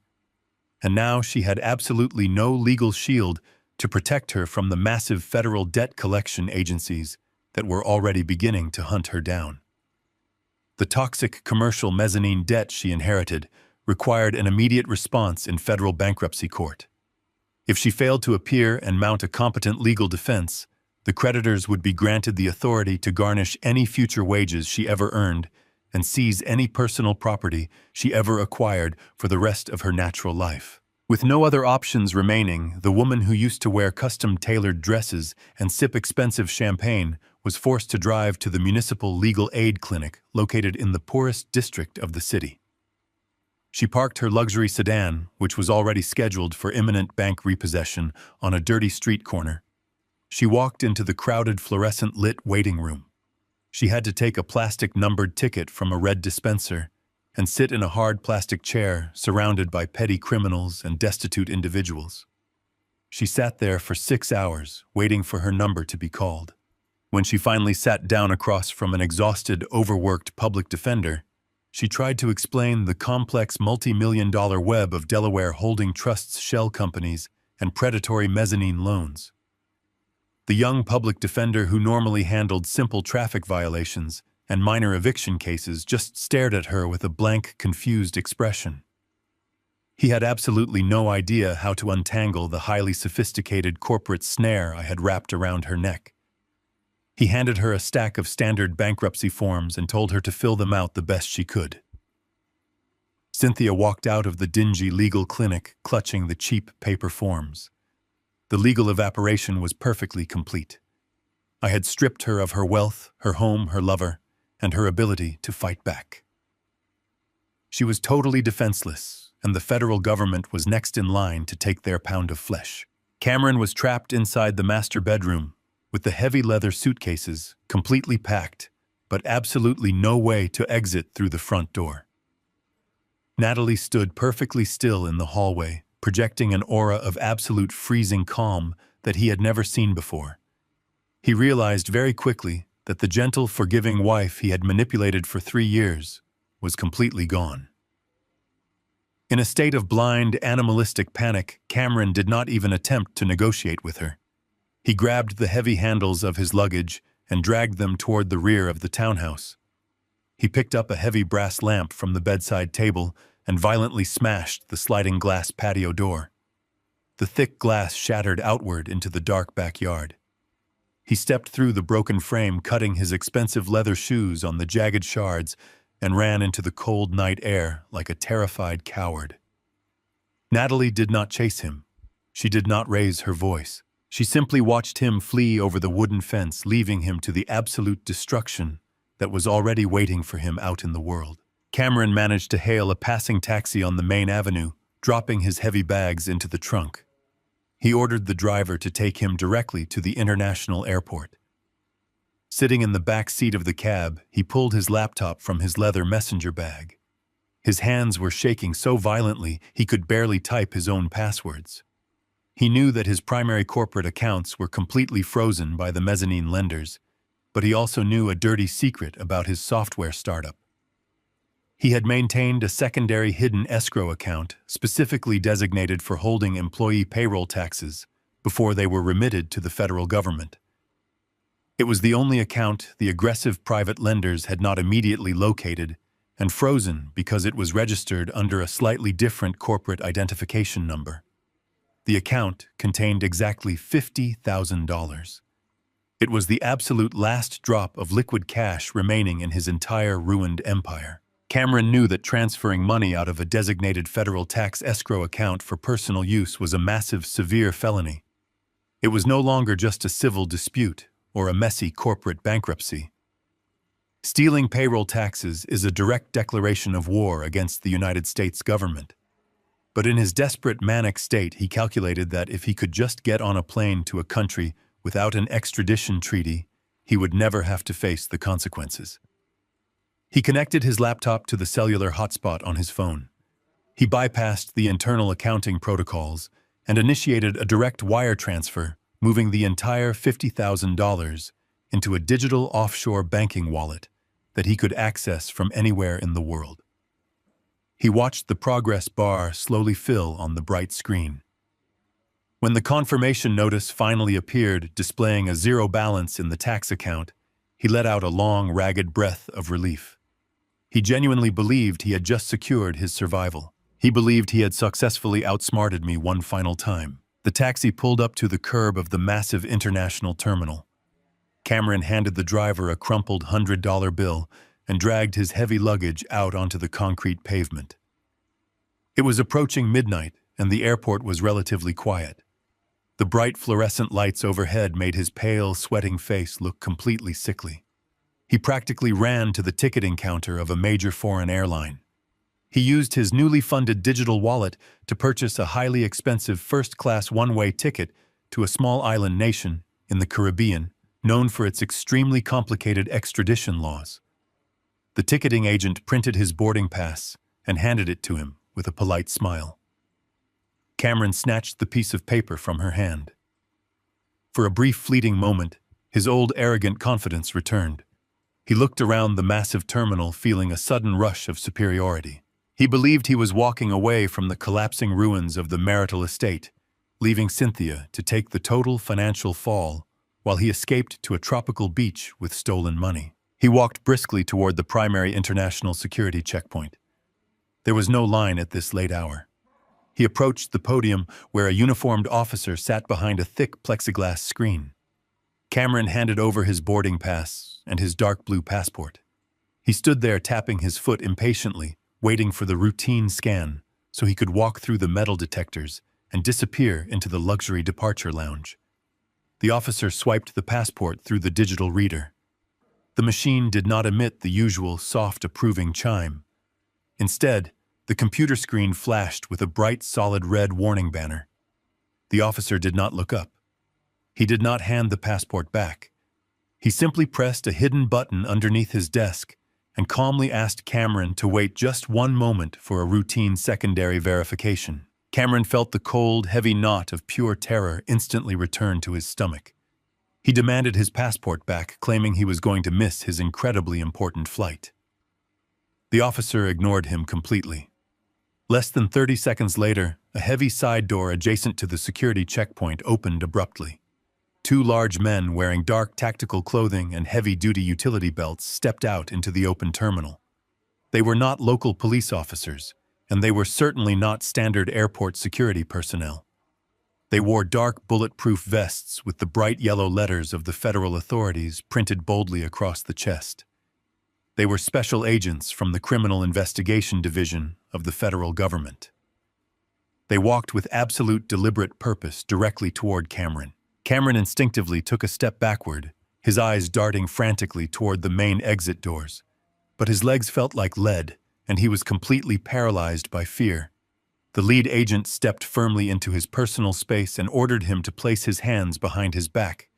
The agent did not read him his rights regarding a domestic dispute or a civil divorce matter. The agent announced in a loud, clear voice that echoed across the quiet terminal that Cameron was being placed under immediate federal arrest. The charges were staggering. He was being indicted for massive wire fraud, international money laundering, and the intentional evasion and theft of federal payroll taxes. The second agent grabbed the wrists of the arrogant tech founder, pulled them forcefully behind his back, and locked heavy steel handcuffs securely into place. The sharp metallic click of the cuffs signaled the absolute total end of his miserable freedom. While Cameron was being aggressively marched through the airport terminal in front of staring passengers, I was sitting comfortably in the leather armchair of my corporate apartment, reading a novel. My personal cell phone vibrated quietly on the side table. It was a secure text message from my forensic accountant confirming that the federal hold had been successfully executed at the border. I set the phone down and smiled. Cameron truly believed that his last-minute desperate theft of the $50,000 was his own brilliant idea. He had absolutely no idea that I had been tracking that specific hidden tax account for 2 entire weeks. When I originally ordered the total forensic audit of my marriage, my accountant had unearthed every single illegal transaction Cameron and Cynthia had ever committed. I did not just keep that devastating information hidden in a file to use in divorce court. Family court is for dividing furniture. I wanted absolute total destruction. 3 days before the family Sunday dinner, I had my accountant compile a massive, incredibly detailed whistleblower package.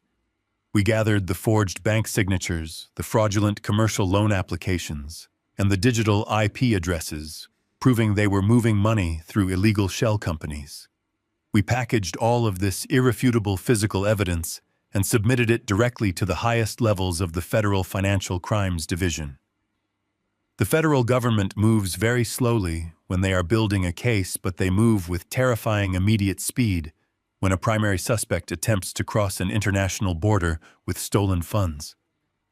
The automated flag on his passport had been active for days, just waiting for him to make a desperate run for it.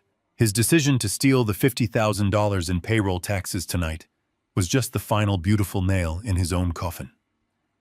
By taking that specific federal money, he upgraded his crimes from standard corporate fraud to a massive federal offense carrying a mandatory minimum sentence of 10 years in a maximum security prison. He thought he was running away from the divorce drama, but he had actually sprinted directly into a federal trap I had set for him weeks ago. The financial crimes completely superseded any domestic issues. There would be no expensive lawyers negotiating a quiet settlement. There would be no second chances or fresh starts. He was going to be locked inside a concrete federal cell, stripped of his expensive suits and his arrogant pride. The third phase of the silent adjustment was entirely complete. The young parasite had been permanently surgically removed from society. Now there was only one loose end remaining to be handled at the bankruptcy mediation table. The concrete walls of the federal detention center were painted a pale, sickly green. The room was perfectly square, featuring a single steel table bolted firmly to the heavy floor. A two-way mirror dominated the far wall, reflecting the harsh glare of the buzzing fluorescent lights overhead. Cameron sat in a hard metal chair, shivering slightly, in the over-air-conditioned room. He had been locked inside holding cell block 4 for 14 agonizing hours since his dramatic arrest at the airport. His expensive tailored suit was deeply wrinkled and stained with nervous sweat. He had not slept. He had not eaten. The arrogant tech visionary who used to swagger through my dining room drinking my expensive scotch was completely gone. He was replaced by a terrified, exhausted little boy facing the absolute crushing weight of the United States justice system. He rubbed his wrists where the heavy steel handcuffs had cut into his skin. He was waiting for his expensive criminal defense attorney to arrive. He was completely unaware that the retainer fee his lawyer demanded was sitting in a frozen bank account he could no longer access. He was entirely alone. The heavy steel door swung open with a loud metallic clatter. 2 federal agents walked into the interrogation room. They were not local detectives looking to solve a neighborhood dispute. They were veteran financial crimes investigators who spent their entire careers dismantling massive corporate fraud syndicates. They did not sit down immediately. They did not offer him a cup of coffee or ask how he was feeling. The lead agent, a tall man with a completely unreadable expression, dropped a thick manila folder directly onto the center of the steel table. The loud slapping sound made Cameron physically flinch. The agent opened the folder and began to read the formal federal charges aloud in a cold, monotonous voice. He listed the intentional evasion of corporate payroll taxes. He listed the illegal unauthorized wire transfer of $50,000 to an offshore digital wallet. He listed international money laundering and a deliberate attempt to flee federal jurisdiction. The second agent leaned over the table, placing both of his hands flat on the cold steel. He looked directly into the bloodshot eyes of Cameron and explained the mathematical reality of his current situation. The agent stated that federal sentencing guidelines are completely inflexible. There is no parole in the federal prison system. He told Cameron that with the flight risk enhancement and the sheer dollar amount of the stolen payroll taxes, he was looking at a mandatory minimum sentence of 10 solid years in a maximum security penitentiary. The agent painted a vivid, terrifying picture of what the next decade of his life would look like. 10 years wearing a bright orange jumpsuit. 10 years sleeping on a thin mattress over a steel slab. 10 years surrounded by violent career criminals. The agent finished his brutal speech by looking at his watch and stating they had plenty of other cases to process today. They offered Cameron one single extremely narrow window of opportunity to save himself. They demanded to know exactly who else was involved in the massive financial structure that funded his failing software company. I have always known that there is absolutely no honor among thieves. When a parasite is cornered and facing extermination, it will always turn its venom on its own host to survive. Cameron did not even take a deep breath to consider his options. He did not ask to speak to his non-existent lawyer. The sheer paralyzing terror of spending 10 years in a federal prison completely shattered any remaining loyalty he held for my wife. He broke immediately and violently. He leaned forward over the steel table, his voice trembling and desperate, and began to sing like a cornered rat. He completely offered Cynthia to the federal agents on a silver platter. He frantically began to weave a pathetic narrative, casting himself as the young, naive victim of a wealthy, vindictive older woman. He claimed that he was just a struggling entrepreneur trying to build a legitimate business. He told the agents that Cynthia was the true evil mastermind behind the entire financial conspiracy. Cameron rapidly explained that Cynthia hated me with a burning passion and wanted to completely destroy my logistics empire before I could retire. He claimed she was the one who forcibly leveraged the commercial properties. He insisted she was the one who set up the anonymous Nevada shell companies and funneled the stolen money into his accounts. He swore to the agents that he had absolutely no idea the initial seed money was stolen from my corporate portfolio. He painted Cynthia as a brilliant, manipulative sociopath who used her wealth and her physical seduction to trap him in a web of corporate fraud. He begged the agents for total federal immunity in exchange for his full cooperation in prosecuting her. The federal agents listened to his frantic, desperate story with completely blank expressions. They were seasoned professionals who dealt with liars every single day. The lead agent shook his head slowly. He told Cameron that pointing fingers at a bitter ex-wife in the middle of a messy divorce was not enough to secure a federal immunity deal. The agent demanded hard, irrefutable physical proof. He told Cameron that unless he could provide a paper trail proving Cynthia was a career criminal capable of masterminding this level of complex fraud, he was still going to spend the next 10 years in a concrete cell. This specific demand for physical proof pushed Cameron to reveal a completely new, deep layer of my wife's deception. He realized he needed to prove that her criminality did not just start a year ago when their affair began. He needed to prove she had a long-established history of financial fraud. Cameron swallowed hard and looked around the sterile room. He lowered his voice and revealed the dark secret Cynthia had foolishly shared with him during one of their late-night romantic hotel encounters. He told the federal agents that the commercial real estate embezzlement was not her first major crime against me. He revealed that long before she ever touched the shell companies, she had been actively cooking our personal financial books for years. Cameron explained that Cynthia possessed a massive secret addiction to luxury shopping and high-end international art auctions. She had quietly accumulated hundreds of thousands of dollars in hidden personal credit card debt.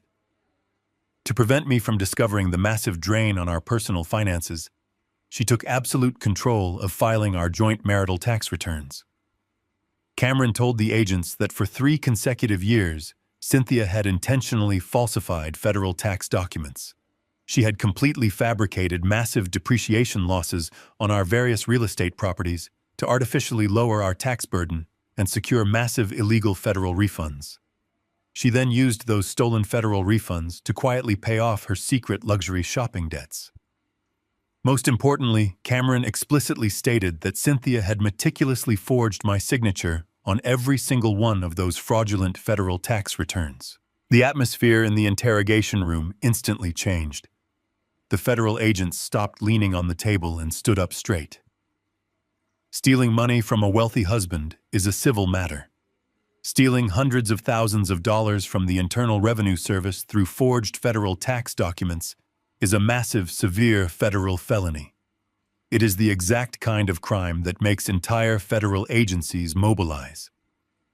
The lead agent pulled out a fresh notepad. He demanded to know how Cameron could possibly prove this explosive allegation. Cameron offered a pathetic, desperate smile. He was a tech founder who fundamentally understood the value of digital blackmail. He confessed that when Cynthia first told him about the tax fraud, he realized she was incredibly dangerous. As an insurance policy, he had secretly convinced her to give him the original forged tax documents, claiming he needed them to secure better interest rates for his startup.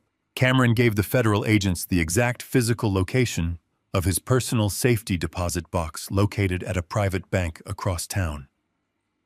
He provided them with the secure passcode and the digital encryption keys needed to access the files. He handed them the absolute smoking gun required to destroy her life. The agents left the interrogation room immediately, leaving Cameron alone in the cold silence. Within 2 hours, a federal tactical team executed a search warrant on the bank and successfully recovered the forged tax documents. My private forensic accountant received a highly confidential phone call from a contact inside the Internal Revenue Service later that afternoon. The accountant drove directly to my corporate apartment and relayed the incredible news. The situation had beautifully escalated far beyond my original design. My calculated silent adjustment had successfully pushed them into a corner, and the immense pressure had forced them to tear each other to pieces. The illicit affair was no longer just a dirty little family secret, because they had used the affair to coordinate and hide their financial crimes. The romance itself was now officially classified as the primary motive in a massive federal conspiracy investigation. Cynthia was no longer just facing a civil bankruptcy court. She was about to be hunted down by the most ruthless and powerful financial criminal investigators in the country, all because the young man she threw her entire life away to protect had traded her freedom for a slightly more comfortable mattress in a federal prison. The crushing weight of federal scrutiny acts as a rapid corrosive acid on human relationships. Within 24 hours of Cameron offering his desperate confession to the financial crimes investigators, my former wife found herself entirely isolated from the rest of the human race. I received a brief update from my security team detailing her pathetic attempts to seek shelter. She had walked from the municipal legal aid clinic to the upscale townhouse belonging to our daughter. She stood on the front porch, ringing the doorbell repeatedly and crying into the intercom. Natalie did not open the door. Natalie did not even bother to speak through the speaker system. She simply pressed a button on her smart home application that immediately deactivated the front gate access code Cynthia had used for years. The rejection from her own flesh and blood was the final devastating blow to her fragile, constructed reality. She was officially a ghost wandering the streets of the city she used to rule from a hilltop mansion. She had no husband. She had no young lover. She had no daughter. She had absolutely no access to credit, and she was facing a massive federal indictment that would likely result in a lengthy prison sentence. The sheer paralyzing terror of her situation finally stripped away the last remaining shreds of her arrogant pride. She realized there was only one person left in the entire world who possessed the power and the financial resources to potentially stop the federal machinery from completely destroying her. She managed to scrape together enough loose cash from the bottom of her ruined designer handbag to pay for a cheap city bus ticket. She rode the crowded public transit for an hour, sitting among the exhausted working-class people she had spent her entire life mocking and avoiding. She stared blankly out the smeared glass window as the bus navigated toward the downtown financial district. She had somehow managed to acquire the address of my secure corporate apartment building, likely by begging a former socialite friend for a single favor. She stepped off the bus onto the busy concrete sidewalk. Her expensive gray dress was heavily wrinkled and stained with the dirt of the city. Her hair was unkempt and her posture was completely broken. She walked slowly toward the towering glass and steel skyscraper that housed my new private residence. She genuinely believed that if she could just see me face to face, she could deploy the exact same manipulative tears she had used to control me for 3 decades. She thought 30 years of shared history would automatically guarantee a safety net of mercy. She fundamentally failed to understand that the man she married was entirely dead, and she was now dealing strictly with the architect of her ruin. The lobby of my corporate building is a masterpiece of modern, intimidating architecture.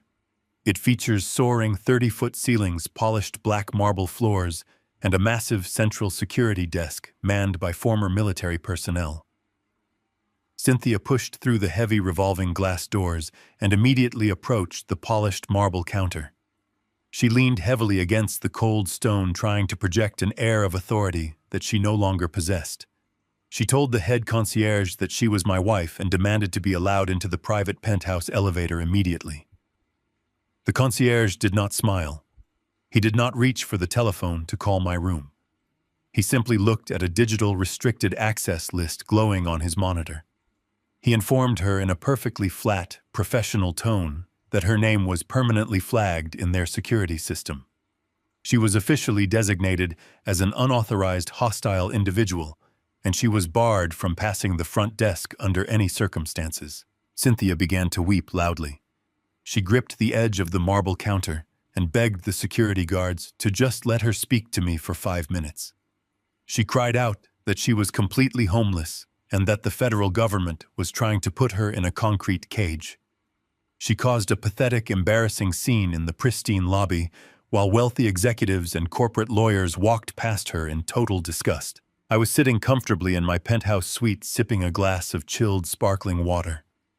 I was watching her entire mental breakdown in brilliant high definition on the secure live camera feed transmitted directly from the lobby desk. I watched her tears fall onto the polished black marble. I watched her shoulders shake with genuine, absolute despair. A small part of the old man I used to be might have felt a tiny fleeting pang of pity for the woman who bore my child. But that man was buried the moment I heard her laughing with her lover in my vehicle. I felt absolutely nothing. I did not pick up the phone to call the front desk. I certainly did not take the private elevator down to the lobby to look her in the eye.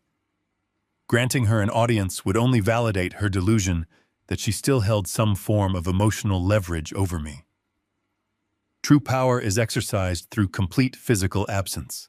I picked up my desk phone and pressed a single button to connect with the junior administrative office located on the 2nd floor of the building. I spoke to a young entry-level logistics clerk named Thomas. Thomas had been working for my company for exactly 3 weeks. He was 22 years old, fresh out of a community college business program, and he was eager to prove his worth. I gave Thomas highly specific instructions. I told him to go to the Human Resources digital portal and print out a single standard employment document. I told him to place that document inside a plain manila folder, walk down to the main lobby, and hand it directly to the weeping woman making a scene at the security desk. I then gave him a precise verbal message that he was required to memorize and deliver to her without a single ounce of empathy or hesitation. Thomas confirmed the orders and hung up the phone. I leaned back in my leather chair and turned my attention back to the live security monitor to watch the final execution of her pride. Less than 5 minutes later, the elevator doors in the lobby slid open, and young Thomas stepped out onto the black marble floor. He wore a cheap, ill-fitting suit, but he walked with the confidence of a man acting on the direct authority of the chief executive. He approached the security desk where Cynthia was still actively sobbing into her hands.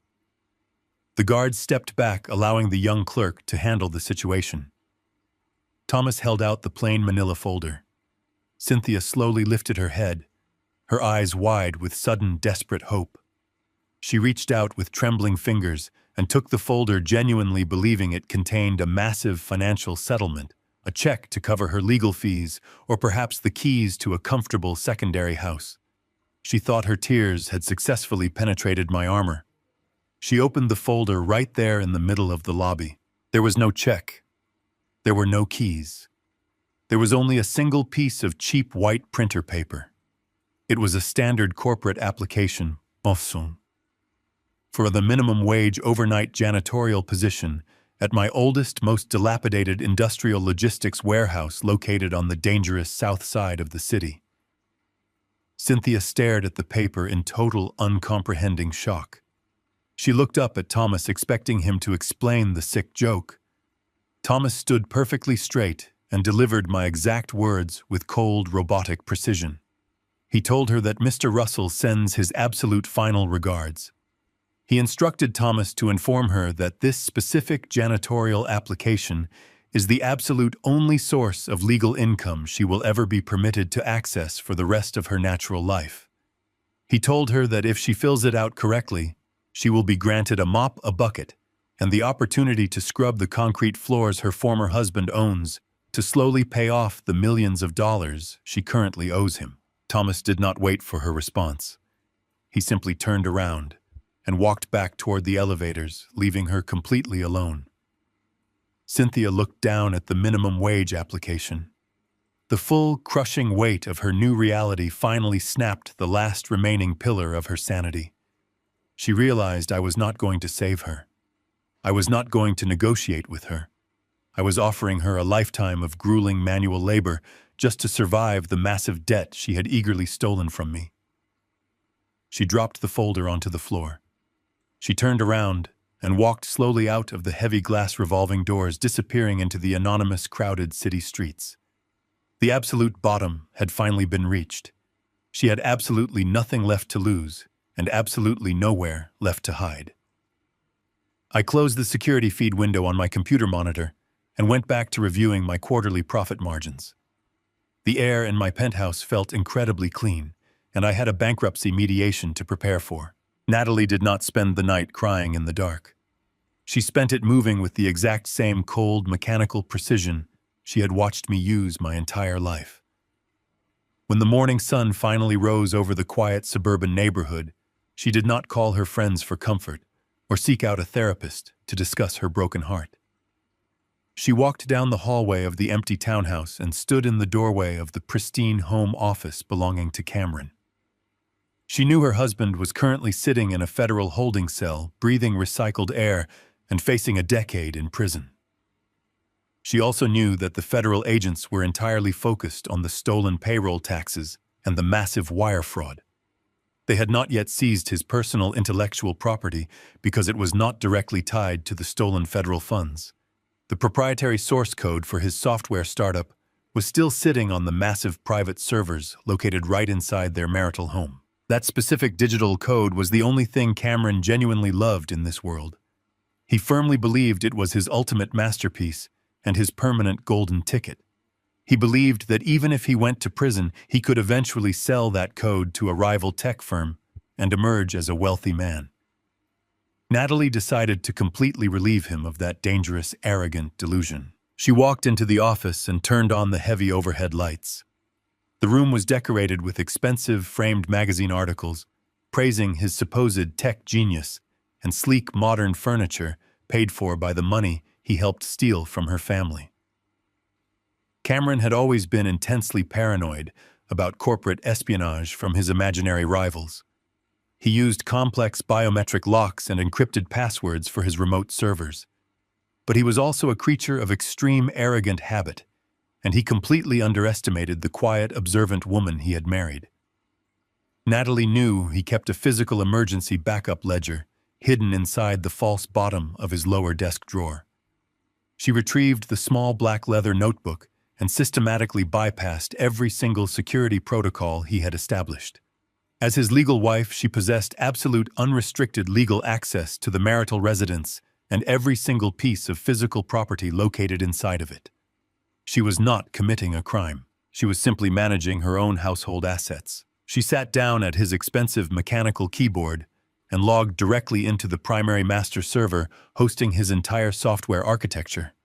She did not just drag the files to the digital trash bin. A simple deletion could easily be recovered by a competent data forensic team.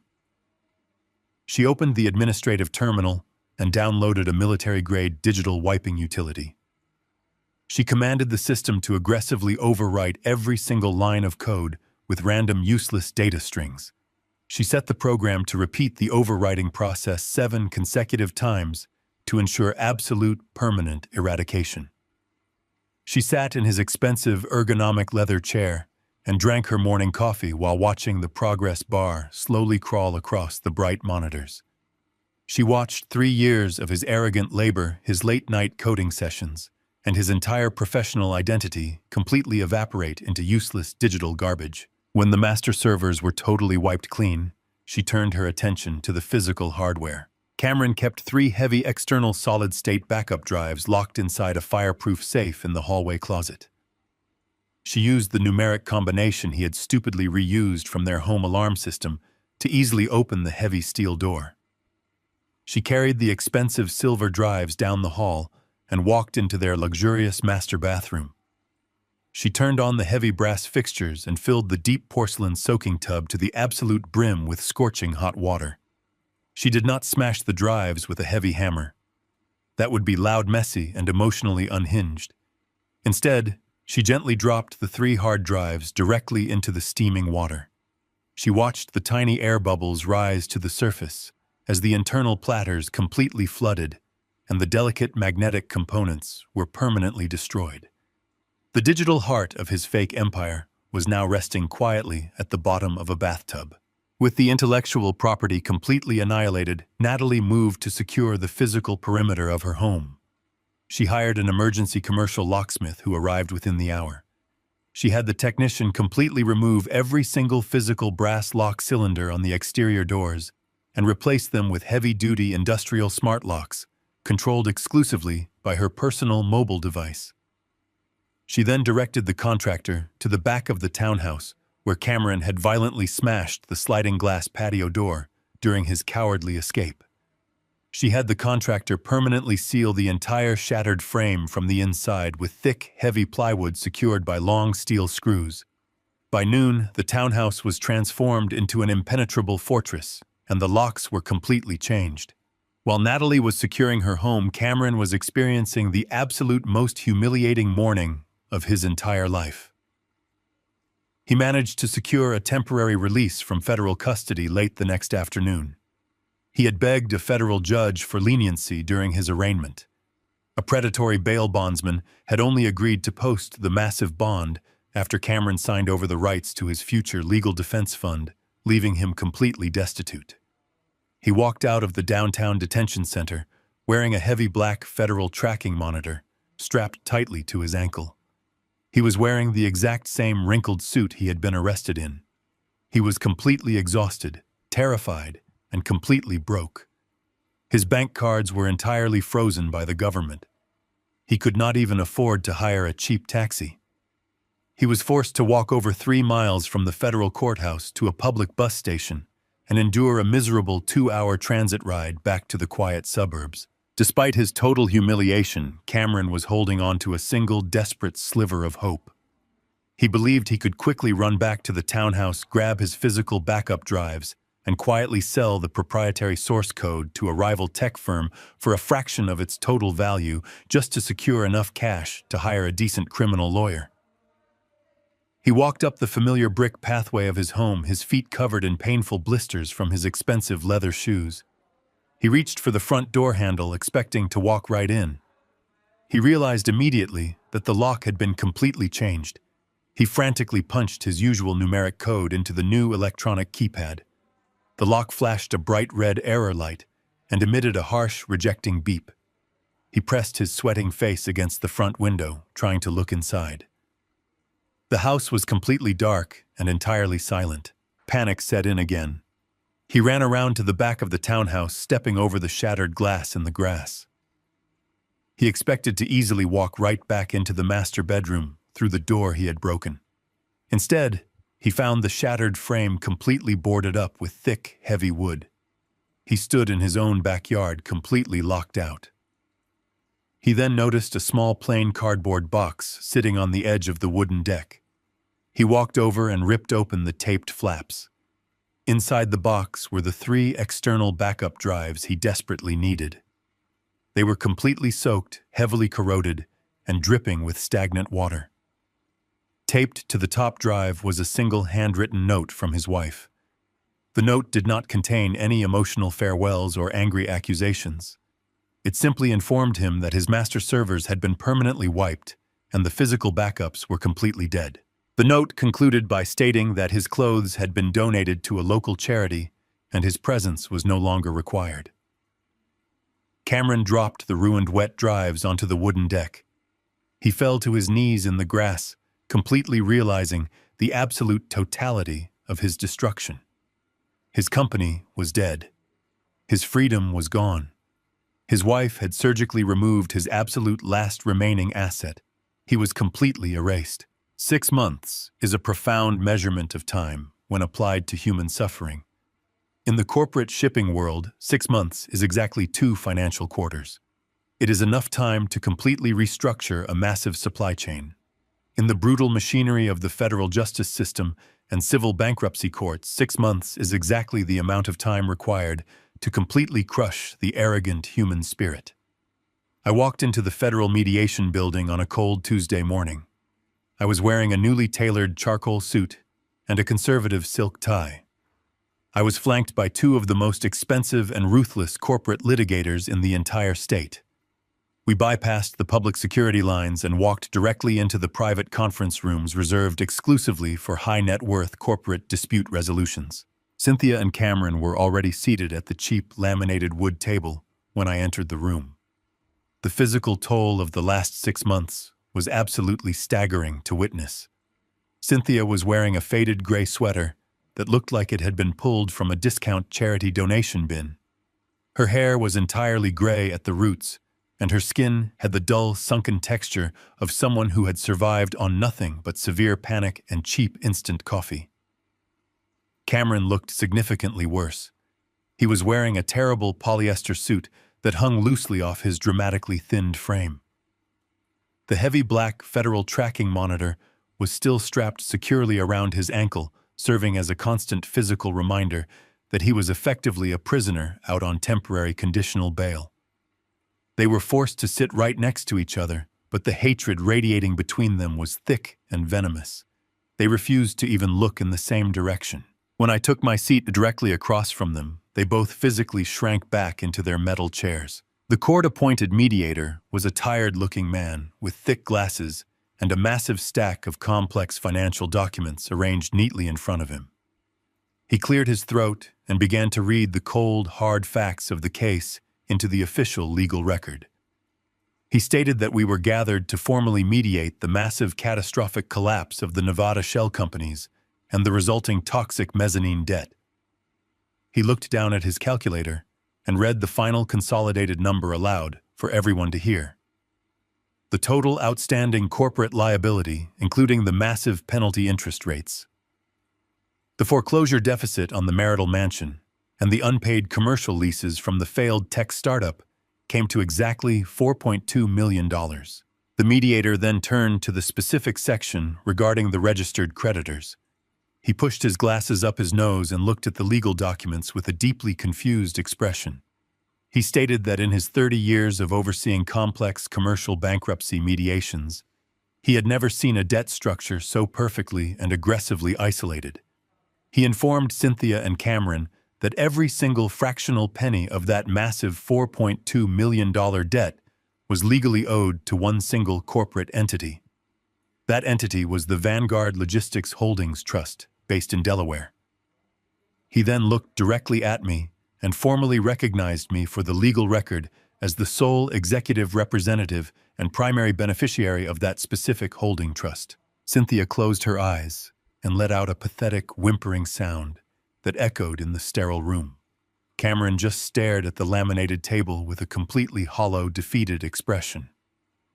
They already knew they had been thoroughly outsmarted, but hearing a federal mediator officially confirm that they owed me over $4 million cemented their absolute permanent ruin. The mediator explained that under normal bankruptcy circumstances, individuals could simply liquidate their remaining assets and wipe the slate clean. But because this specific debt was intricately tied to gross corporate negligence and pending federal fraud investigations, the standard bankruptcy protection could be completely legally challenged and denied by the primary creditor. I raised my hand slightly, signaling my highly paid litigators to remain completely silent. I did not need lawyers to speak for me.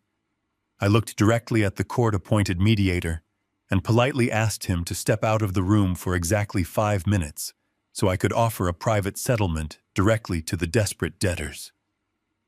The mediator nodded, gathered his pens, and quickly left the room, closing the heavy wooden door behind him. The silence in the room became incredibly suffocating. I reached into my leather briefcase and pulled out 2 perfectly identical thin manila folders.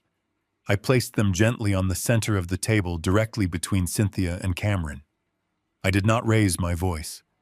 I spoke to them with the exact same calm, professional tone I use when negotiating a bulk fuel contract for my delivery trucks. I told them that we had reached the absolute end of the road, and it was time to finalize the ultimate cost of their sickening betrayal. I tapped my index finger on the first folder. I explained that inside this folder was a formal binding legal petition drafted by my attorneys. The petition explicitly requested the federal bankruptcy court to completely deny their liquidation filing based on documented malicious corporate fraud. I told them that if I filed this petition, they would remain entirely responsible for the $4.2 million, but they would have absolutely no structured way to pay it back. Furthermore, I reminded them that the federal criminal prosecutors were currently waiting for my full cooperation as the primary victim of their massive tax forgery and wire fraud conspiracy. I stated clearly that if I chose to aggressively cooperate with the federal government, they would both be completely guaranteed to receive the maximum mandatory sentence of 10 years in a maximum security federal penitentiary. I let the terrifying reality of a decade in a concrete cage hang in the air before I moved my hand to the second folder. I tapped the heavy paper and explained their alternative option. I told them that the second folder contained an ironclad, non-negotiable civil liability agreement. By signing this specific document, they would both legally, voluntarily, and permanently accept 100% personal responsibility for the entire $4.2 million debt payable directly to the Vanguard Logistics Holding Trust. They would officially waive their right to ever seek bankruptcy protections against this specific debt for the rest of their natural lives. I explained the exact practical mechanics of what signing that document actually meant. I told them that in exchange for signing the agreement, I would officially withdraw my formal victim cooperation from the federal criminal investigation. Without my active cooperation, and without the original forged tax documents, the federal prosecutors would likely be forced to drop the most severe mandatory minimum charges and offer them a simple probationary plea deal. They would avoid going to federal prison. But avoiding prison came with a horrific lifelong price.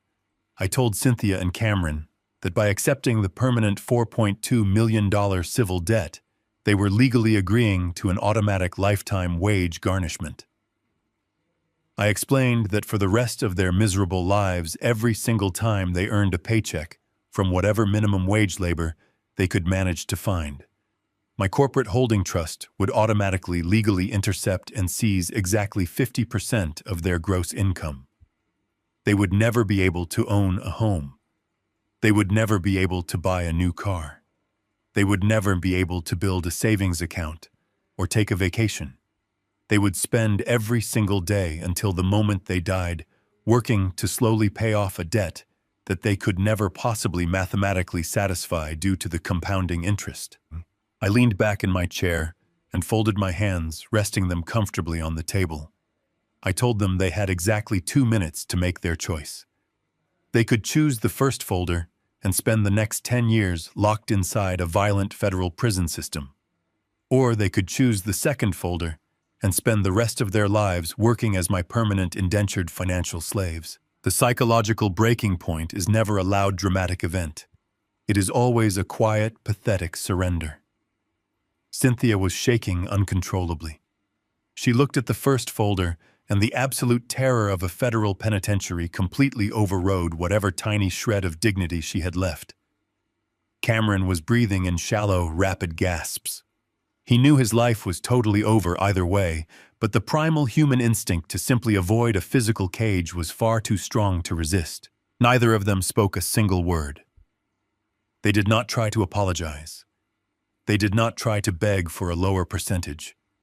They simply reached out with trembling hands and picked up the cheap plastic pens the mediator had left on the table. Cynthia signed her name on the heavy legal paper, her tears falling directly onto the ink. Cameron signed his name right below hers, his signature, a pathetic, jagged scrawl compared to the arrogant flourish he used to use on his startup contracts. I watched them sign their entire lives away with absolute cold satisfaction. They had tried to steal my empire, so I had simply converted them into permanent yielding assets for my corporate portfolio. I reached across the table, collected the signed documents, and placed them carefully back into my leather briefcase. I stood up, buttoned my tailored suit jacket, and walked out of the mediation room without saying goodbye, leaving them sitting completely alone to contemplate the endless, bleak reality of their remaining years. The winter snow began to melt, turning the city streets into rivers of gray slush. The massive legal machinery I had set into motion finally ground to a quiet halt. The federal bankruptcy courts officially processed the permanent civil liability agreements, cementing the lifelong financial enslavement of the two people who tried to destroy me. I received a brief automated notification from my accounting department on a Tuesday morning. It confirmed that the very first mandatory wage garnishments had been successfully extracted from the minimum wage paychecks of Cynthia and Cameron. The amounts were incredibly small, barely enough to cover a fraction of the daily compounding interest, but the actual monetary value was completely irrelevant to me. The extraction was purely symbolic. It was a permanent mechanical reminder that their entire existence was now completely tethered to my corporate bottom line. They were no longer a threat. They were simply minor numbers on a balance sheet, slowly paying a debt they would carry to their graves. The silent adjustment had achieved its primary objective. The parasites were completely excised from the host body, and the infection was permanently eradicated. With the war entirely won, I found myself sitting alone in my spacious corporate apartment, staring out at the sprawling city skyline. I was 62 years old. I had spent over 30 years building a massive logistics empire from a single leased delivery truck. The Delaware Holding Trust now protected billions of dollars in commercial assets, real estate, and lucrative supply chain contracts. But a fortress is completely useless if there is no one left to defend the walls when the king finally passes away. I had originally assumed I would simply sell the entire controlling stake to a massive multinational conglomerate and spend my remaining years traveling the world in quiet solitude. I had completely lost faith in the concept of family after the sickening betrayal of my wife. I believed that wealth only bred entitlement and greed, but I was entirely wrong. I had failed to recognize the profound strength of my own bloodline. Over the past 6 months, I had watched my daughter Natalie undergo a magnificent and terrifying transformation. Natalie did not let the devastating destruction of her marriage turn her into a bitter, fragile victim. She took the absolute worst pain a human being can experience and forged it into impenetrable steel. She finalized her own divorce with ruthless mechanical efficiency, ensuring Cameron walked away with absolutely nothing but the clothes on his back and the federal tracking monitor on his ankle. She sold the suburban townhouse, completely erasing the memory of her failed domestic life, and used the capital to move into a sleek, modern condominium in the financial district. She quit her low-paying job at the pediatric clinic. She realized that compassion and gentleness were beautiful traits, but they offered absolutely no protection against the vicious wolves of the real world. She approached me late one evening and asked me to teach her the family business. She did not ask for a high-paying executive title or a corner office. She asked to start at the very bottom. She spent months working in the noisy distribution hubs, riding in the cargo cabs of the freight trucks, and learning the brutal, unforgiving mathematics of global supply chains. I watched her absorb the complex corporate data with the exact same cold, calculating mind I possessed. She had inherited my absolute situational awareness and my complete lack of tolerance for incompetence. I realized then that my massive logistics empire did not belong in the hands of a faceless corporate board of directors. It belonged to the only person who had proven she possessed the iron will required to protect it. I summoned my elite legal team back to the downtown conference room. I instructed them to draft the most important documents of my entire life. I was officially stepping down as the sole executive beneficiary of the Vanguard Logistics Holding Trust. I executed a total structural transfer of power. I did not divide the shares or create a complicated voting committee. I transferred absolute dictatorial control of the entire corporate fortress directly into the hands of my daughter. The legal transition was completed in absolute secrecy, just like every other phase of my master plan.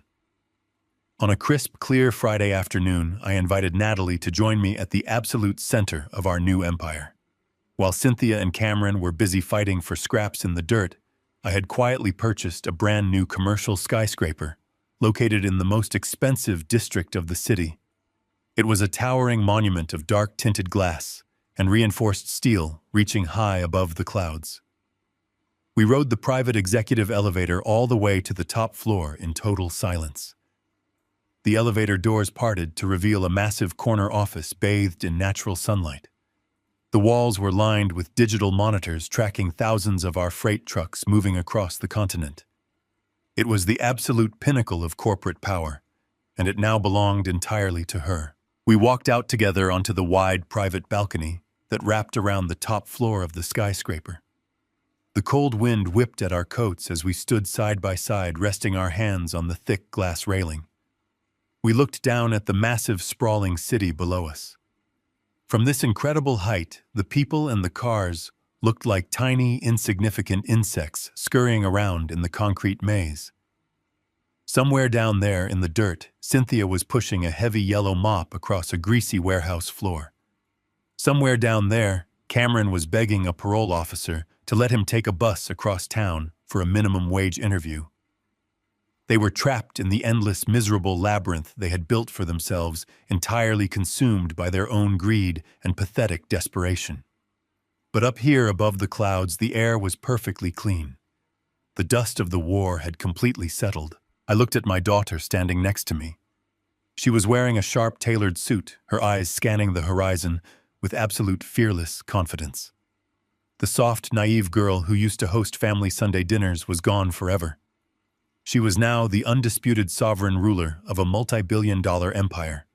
I told her that power is not something you are simply handed.